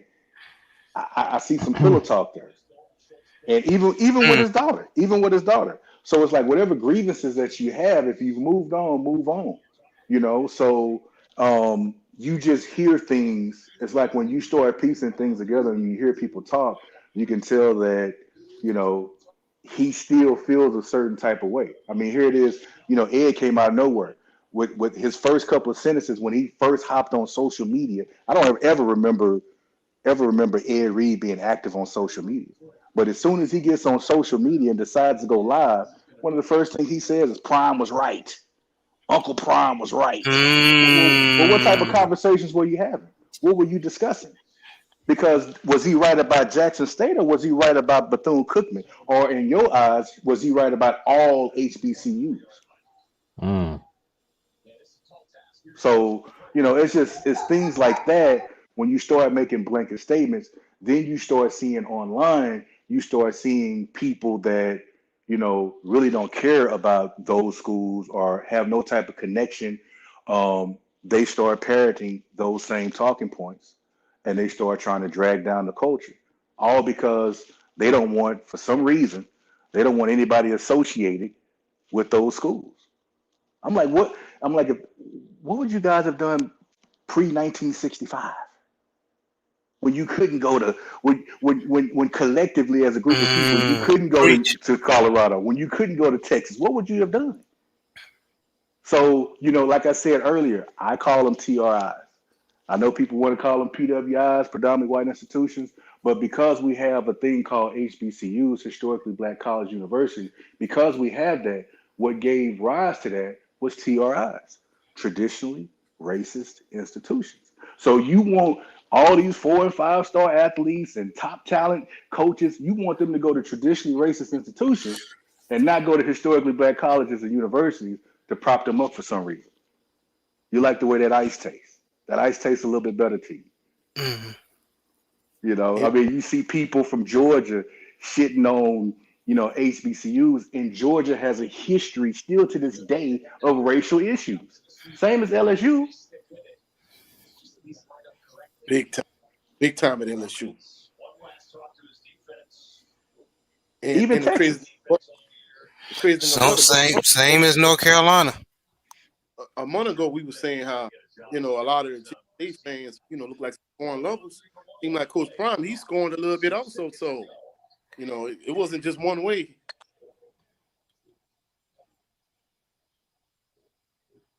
Wow, man. Jay Good, you saying the mouthful. Don't get it twisted. I got this UNC Tar Heel picture because I am from North Carolina. And, I like the Tar Heels. But what do you think was one of the first football games my dad took me to when I was small? It was an HBCU game, Fayetteville State versus Johnson C. Smith. So it's like you said, it's in.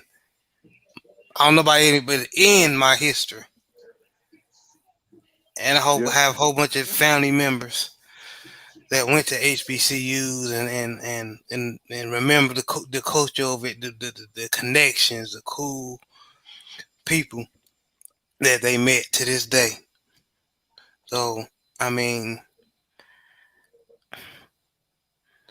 I I can go as far as say it's kind of cowardly just people picking on HBCUs like this. Very cowardly. Go ahead, Doesn't, Jacob. doesn't that sound familiar though? I mean, even when you break it down to boxing, don't people have an issue with the Lions Den boxing community? LDBC. Mm-hmm. Mm-hmm. Why do you got to break off from the YTBC? Or why has it got to be about race? Well, historically, boxing has always been No, about it's been race. about race. It's been about race. It's been about nation or national, and it's been about pride. We didn't make it that Mm-hmm. way. We didn't say, what, let's just start making our own schools. Well, only us can go there, or anybody can go there. No, that was what we had to resort to doing because we wasn't allowed collectively to go to these prestigious schools that y'all now upholding. And because they're still functioning now to this day, with limited resources and limited funds, people still have an issue with that. Preach, Yeah, man. absolutely. And then Man.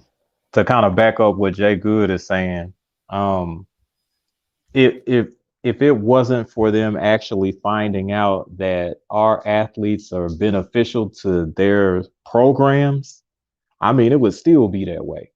Because unfortunately, that particular old way of thinking is not as prevalent now. But I mean, there's still some residue from that way of thinking. Like they don't mind drafting us to go throw, run, or catch a football and then put a ball through a hoop playing basketball.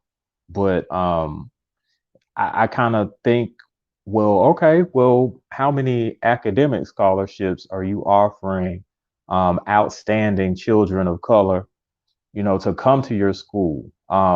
What about somebody that is actually, what if somebody actually has like the mindset to be a great engineer? I mean, are you looking at them too, or that's a conversation that could go on and on. But it's just something that I was thinking Mm. about during our chat right now. No, that's a very good point, Brent. Well, I can say this because I know right now that there is a divide. I'm not going to call it a war or anything like that. You have individuals that want to, because of just the fandom and the fanaticism of football, especially college football. Yes, people want, the best players to go to their colleges and this and that. But I do know that there's a possibility, not saying that it will happen, but there's a possibility that some changes could be coming. And if they come, how are you going to react and respond? Just like this past summer, you had Roe versus Wade that was struck down by the Supreme Court, right? Well, Mm-hmm. in this coming summer, the Supreme Court is going to revisit um, what do you call it? Affirmative action when it comes to schools. And Mm. some of the leaders or the focal point in that is you have a group of Asians that feel like they're not getting their just due when it comes to admission into a lot of these schools. So they're like, you know what? It's not really benefiting us. Let's take it down. So if they take down affirmative action from a school standpoint, when you're talking about enrollment, and a lot of these schools that you want to go to, whether it's University of North Texas or if it's University of Texas or if it's Alabama, if they strike that down, and it's going to be even more difficult for you to get into those schools or get accepted into those schools, where you going to go? Mm. Who you going to Mm. look at? Are you now looking at Prairie View? Are you now looking at Grambling? Are you now looking at Florida A&M? You already see how DeSantis is doing in Florida. He don't give a shit about Florida A&M or BCU. But when it comes down to it, college football it's a big money maker. So they got to make a choice.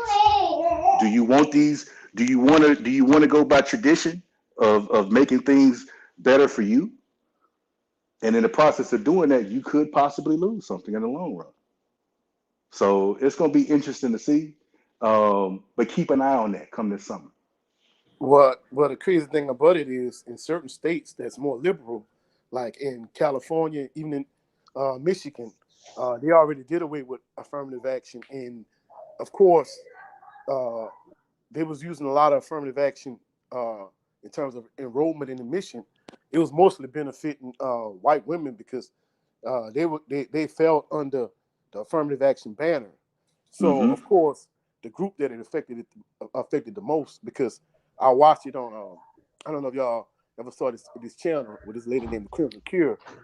Well, on her channel, she addressed that particular situation, and of course, it affected black males the most because they were saying some of these PWIs, when it came to you know like critical thinking and engineering and STEM careers, black males kind of excel in those type of things, and in terms of like, she was talking about different inventions, like the cotton gin. In many instances, black males invented those inventions, and of course, white people took credit for it. So that's the reason, great black minds benefit some of these PWIs in terms of, they invent these type of things, these inventions by these brilliant black minds, but the white people benefit from it the most, So Absolutely. Hmm. Yeah. Man. Go ahead, Brent. No, no, go ahead. I don't want to interrupt. No, I was about to say, with Jay, that's really something to think about. Y'all crapping on these HBCUs when programs like affirmative action go away. Where are you gonna go? Well, if you can't go to North Carolina, you better hope you're able to get into a Fayetteville State or Johnson C. Smith. If you can't go to Texas, you better hope you can go to a Texas college or Prairie View A&M or um, a Texas Southern. So I mean that I mean that's I didn't and Jay Good. I'm embarrassed to say I didn't even know that was what was about to happen. Yeah, it's on. It's up for them to review that this summer. I mean, again, it's like when you think about, not trying to get political, but when you think about the way that things were structured, especially like during the Trump administration, he set up a lot of key pieces, and he probably, I don't know if he had an idea or if he felt like he wasn't going to win the next election, but he set up a lot of key pieces in the Supreme Court standpoint. So we may end up losing this battle, but in the long run, there's going to be things that's going to favor us for the war. So when you start Yeah. tearing down things like Roe versus Wade, which is going to benefit, well, at least they feel like that's going to benefit, a certain group of people. When you start tearing down that, they walk away and feel like that's a win. Now you got affirmative action. That's something that they feel like, okay, this could be possibly another win. What happens if they struck down Roe versus Wade? What if they want to say, what, let's strike down Brown versus the Board of Education? Not saying that it can't happen, not saying that it will, but do you think that it hasn't crossed somebody's mind? Because if that was to happen, what you gonna do? Now, I think that from their standpoint, it definitely doesn't. From a standpoint of competing in schools and making money, that doesn't benefit them. Because if I mean, let's just be real about it. If you remove the black athlete off your team, especially in Power Five, what are you looking like? Are you looking like Ivy League football? Are you looking like pre 1965 when Coach Robinson dominated with Grambling year after year after year after year, and that's where the NFL was going? Is that what you're looking like? Is that what you want? I don't have a problem with that. Honestly, that might be what we need. I don't know, but those are things Mm. that people have to think about. Boy, you took took the words right out of my mouth, literally, Jay. You literally took the words out of my mouth. Yeah, for Yeah, I real. just I just think that it's so many layers when you start talking about HBCUs, and then you start seeing the dialect and the conversations online, and people are just looking at it in the now, but they're not thinking about historically and just a lot of things, from the funding to the laws that had to be passed to even just going back and forth with trying to get those, you know, trying to get that certain type of athlete into that program. And that was one of my things with Prime. You know, yes, he did something. A lot of people are like, well, he did a lot for HBCUs and this and that. Did he? Let's just be honest. Did he? What did he do for North Carolina A&T's women's basketball? What did he do for Florida A&M's baseball? All of y'all that watched Jackson State when he was there, are y'all gonna be tuning in this year? I'm gonna hit you to the side of the head, Jay Good. What did he do for Allen University wrestling team? They're the only HBCU that has a wrestling team. You see what I'm saying? Fisk and their gymnastics, they're thriving now, but nobody's even talking about them or paying attention to them. So it's just like, it sounds good, but we finna find out the truth. Mm. So I think that there's going to be some eyes on J State because people want to see how they rebound. TC Taylor has brought back some excitement with being able to retain some of those players and then having what appears to be a nice class. Um, but it just is is Wallow and what's his little sidekick, uh, Gilly? Are they going to be on the sidelines? Is Rick Ross going to be on the sidelines? Is Snoop going to still be showing up at J State games? or they're gonna be in Colorado decked in Coach Prime gear. Yeah, that's what I'm thinking. Yeah. I mean, it's about the HBCUs, right? It's about the kids. It's about the kids, right? It's about Oh boy. bringing. It's about bringing top. It's about bringing top Jay tier Good, talent. you I mean, let's be real. you troubling the When waters he right now. when he came in, and again, I'm not anti Prime. I like Prime, but Mhm. I just And you know, see how I love Prime, but as a man, as a grown man that thinks for himself, you putting perspective in my head. Well, wait, hold on, wait a minute now. He got a point. But go ahead, Jay. You on the roll.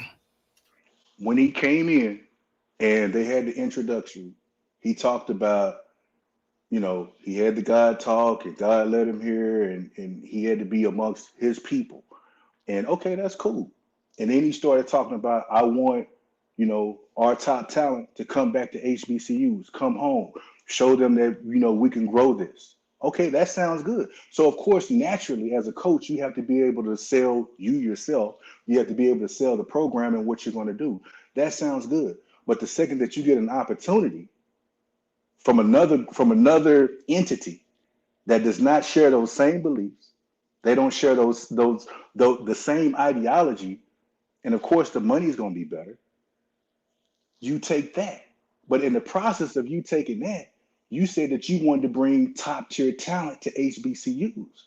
But while you're still on the staff getting paid by HBCUs, those same students, those same prospects that you're trying to bring to Jackson State, now you're saying, hold off, don't sign nothing, don't commit nothing yet. I might be going to Boulder. So, but I thought you wanted to come to HBCU. I remember, I think it was like last year. You familiar with Isaiah? I think it's Isaiah Land for Florida A&M. He was trying to Beast hit of a the linebacker. he was trying Beast. to hit the transfer portal. It was on Twitter. He was trying to He's hit the trying to go to transfer Florida portal. State. Yeah. He was trying to hit the transfer portal. Prime quoted his tweet and lit into him saying, "Don't do that. You don't think you can go to the NFL by coming from an HBCU. You need to stay here." Yeah. Now this is documented. And then the kid, of course, he backed out and he decided to stay.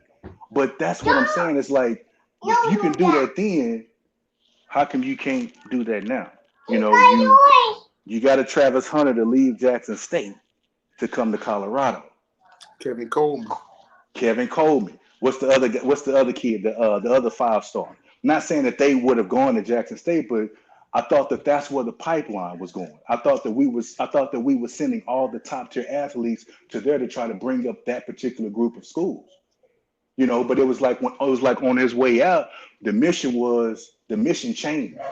The mission changed from, well, in Power Fives, there's not a lot of coaches that look like me.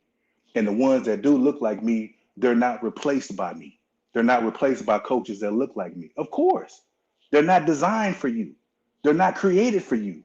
And in its inception, it wasn't thought of for people that look like you. So yeah, you're going to see a lot of these coaches that sit in those places, that sit and hold those positions when they are fired or if they move on. Yeah, they're going to bring in somebody else that don't look like you. But that's the narrative that you're running with now. Now it's about, well, I want to. So now you want to change the look of how Power Fives and their head coaches, how they should have a black face. Why? I I, I don't know. But again, if you start asking those questions, oh, you're a hater. Oh, you hating Prime? No, I'm not hating him. I'm just asking questions. Somewhere the narrative changed. Somewhere the narrative changed from, we're going to build up these schools. We're going to get these players back to coming home, as they say, to these schools to have a better product on the field. To now it's, well, there's not a good representation of us at Power Five schools. Of course. Is the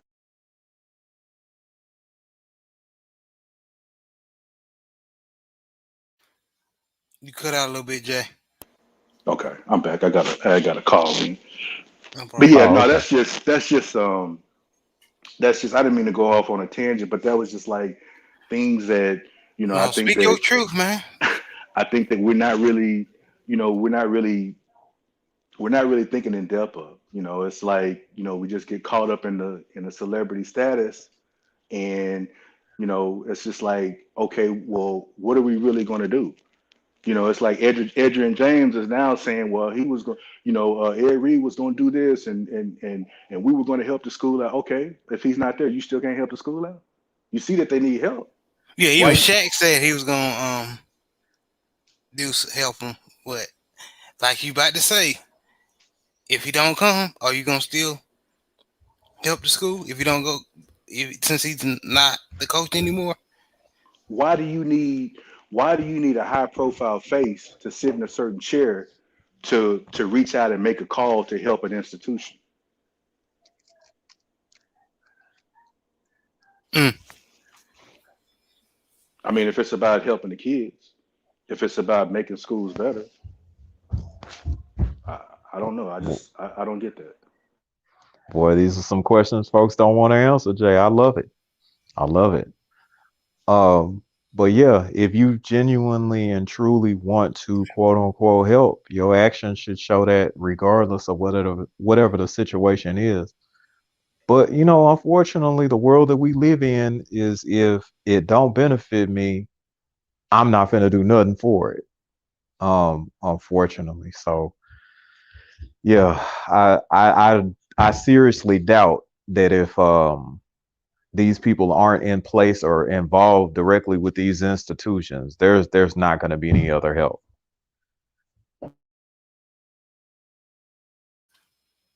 Yeah, you're right. Like you said earlier, is Brent is who you know. Um, all about 5 minutes of fame, even including with these celebrities. They want to be seen trying to help the HBCUs, but when that high profile coach or Hall of Famer or athlete is not going to be involved, they're not going to do anything. What I I mean, will that's the say difference. is this. Oh, I'm sorry. Go ahead. No, what I was saying is Michael Strahan, he donated to J State, but he went to Texas Southern. Why can't he donate to Texas Southern without a Coach Prime being at J State? I mean, I don't know. Man, that is crazy, Coach. That is crazy. So he decided he's just gonna donate to J State instead of his own alma mater. Yeah, I mean, at that particular time, that's what he did. But the point I'm trying to make is, I'm you know, speechless. Coach Prime is no longer at J State. Like, you still have Good Morning America money, and you're working on Fox. Like, I mean, that's two opposing networks that you're getting huge checks from. Like, you went to Texas Southern. Why can't you donate anything to TSU? Yeah, And you and know what? I'll give him the benefit of the doubt. I'm sorry. I'll give him the benefit of the doubt. Hopefully, and this is my naivete speaking again. Hopefully, he has actually been active and donating to his alma mater. He's just trying to help Jackson State as well. Hopefully, but I've been wrong in the past, so it wouldn't We all surprise been me if I wrong, was but wrong. I wish that's the case too, Brent. I really do, because that's not the case, man. Go he ahead, has, Jay. he has, because I believe that he made a donation that got them like a new set of uniforms at Texas Southern. Um, but I don't know. Was that in response because you was helping out J State? I know that he helped. What was it? Travis Hunter with some type of NIL deal, and he helped.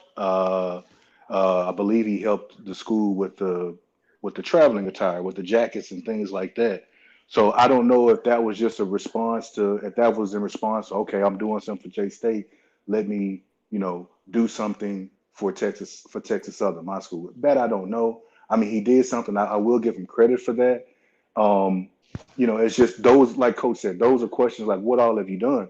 I do know that, just from reading up on Shannon Sharp for the longest, he's had like this, it's a weird, strange relationship with Savannah State. And he Yeah, said he says that, when he first went off into the league, that the school reached out to him and was talking to him about donating. And he had an issue with that because he was like, okay, now y'all want my money. You're trying to tell me what to do and how to donate. So he had a very estranged and strained relationship with his alma mater, which here recently, I believe the past few years, they have gotten that rectified. Um, but again, it's just like, and I don't know if he uses that as some of the venom and distaste that he has towards HBCUs, because I kind of get that feeling from Shannon when I hear him talk, and even like when he did the interview with Prime, it was kind of like setup. To me, it seemed like they were like set up softball questions to take a dump on, the institutions. And I don't know if that was because his past, dealings with the president or whoever it was that he was going back and forth with at the time. But, they always talk about donating and alumni should donate. I don't know what Shannon Sharp has done from donating. But better yet, when people talk about what J State should be and their alumni should be donating to help, why did it take somebody like Dion to come in and do a new facility and practice fields and things like that? Well, Dion got his degree from Talladega. Does anybody know what type of donating that he's done to Talladega? Because it hasn't been documented. Not saying that he hasn't, but those are again questions. These are questions that that people have and ask. It's like we always look for opportunities to take a dump on these institutions, but these institutions are giving you opportunities to get degrees to where you can coach, giving you opportunities to put you in position to where you can be a head coach that you're going to use as a stepping stone anyway to get to where you really want to be at amongst people that really don't care for you, that only care about what you can provide and bring to them. So again, questions. Man, man, Jay Good, you open a whole bunch of doors that a lot of people don't want to walk through. Just, but I mean, it has to be done to create dialogue for things to get better. You know, like you spoke on this bill that might possibly get passed um, in the summer. It, like you said, it may create pressure where it might create diamonds. How does that affect enrollment? If Yeah, somebody's able to slip through the hole on some, affirmative action, okay, they're able to let me in because they want to, get their numbers in on minority. Well, if my daughter or my son or whoever it is trying to get to, let's just say, University of Arizona, but it affects them, and now they no longer have to uphold that. Where do they turn to now? Are they turning to Prairie View and Texas Southern and Grambling with their hat in hand, asking to try to continue their education? So it's like those are the questions that you have to ask, because it's like it's coming, but those are the things that you have to be thinking about. We got to be forward thinking about what happens if these things do happen. So it's just, it's unfortunate, but at the same time, don't use it as an opportunity because of someone that you like, or if it was somebody that was on your favorite team or whatever he may have done, to criticize and to, completely just downtrodden, a certain group of individuals or people. and Brent Fox had to hop off, but I thank him so much for joining, giving his input, his perspective into the show. Um, but Jay Good, you said, man, you're saying a mouthful, man. Like you said, there's one way to find out what you about to say, Coach. Oh no, I didn't have nothing to say, bro. All right, well, we, man, this conversation's been good. We've been up here 4 hours, man. Uh, Usually the show is an hour long, but I mean we've been cooking so long. Jay Good, Brent Fox, Coach, y'all been cooking, man. But this was a show about just couple country boys, just shooting the breeze about sports. Mainly HBCU football. But Jay Good, anything you want to say before we get out of here? That's a good bill, man. Good bill as always. Apologize, I got in there kind of late. I was at the movies, getting my avatar in again. But You I good, man. enjoyed I enjoyed it as always, man. I appreciate y'all for having me on. Man, even if you can't make it, man, I appreciate you even coming by, even watching, man. I'm thankful. We just knew doing this, um, so I'm just out here having me and coaches out here having fun, man. I'm blessed, man. Thank you for your presence, you and Brent. We appreciate your brothers, Coach. Well, you can catch me here at Coach 67 Sports TV here on YouTube. I'm getting ready to upload some new videos. One video, I'm going to talking about Southern University. Another one talking about the New Orleans Saints, the Pelicans. I'm gonna do more boxing videos, because certain individuals been saying, hey, you're in LDBC, but it's mostly about Southern and East BCUs, things of that nature. So I'm gonna try to, get some videos across the board. I'm getting ready to upload. You can catch me at Coach 67 Sports TV on all sports social media platforms, Instagram, Twitter, TikTok, and primarily here on YouTube. And shout out to everybody been rocking with us since day one. All our LDBC brethren, Brent Fox, Jay Good, everybody. And salute to the amazing, phenomenal, and awesome LDBC. We'll catch y'all again next week at the same time. Yes, sir. Please like and subscribe. We love you guys. Y'all have a blessed Sunday. It's crazy out here. Like, subscribe, share. But with us saying that, y'all have a blessed Sunday. Thank y'all for tuning in, man. I'm really enjoying this. So y'all have a blessed day and be safe.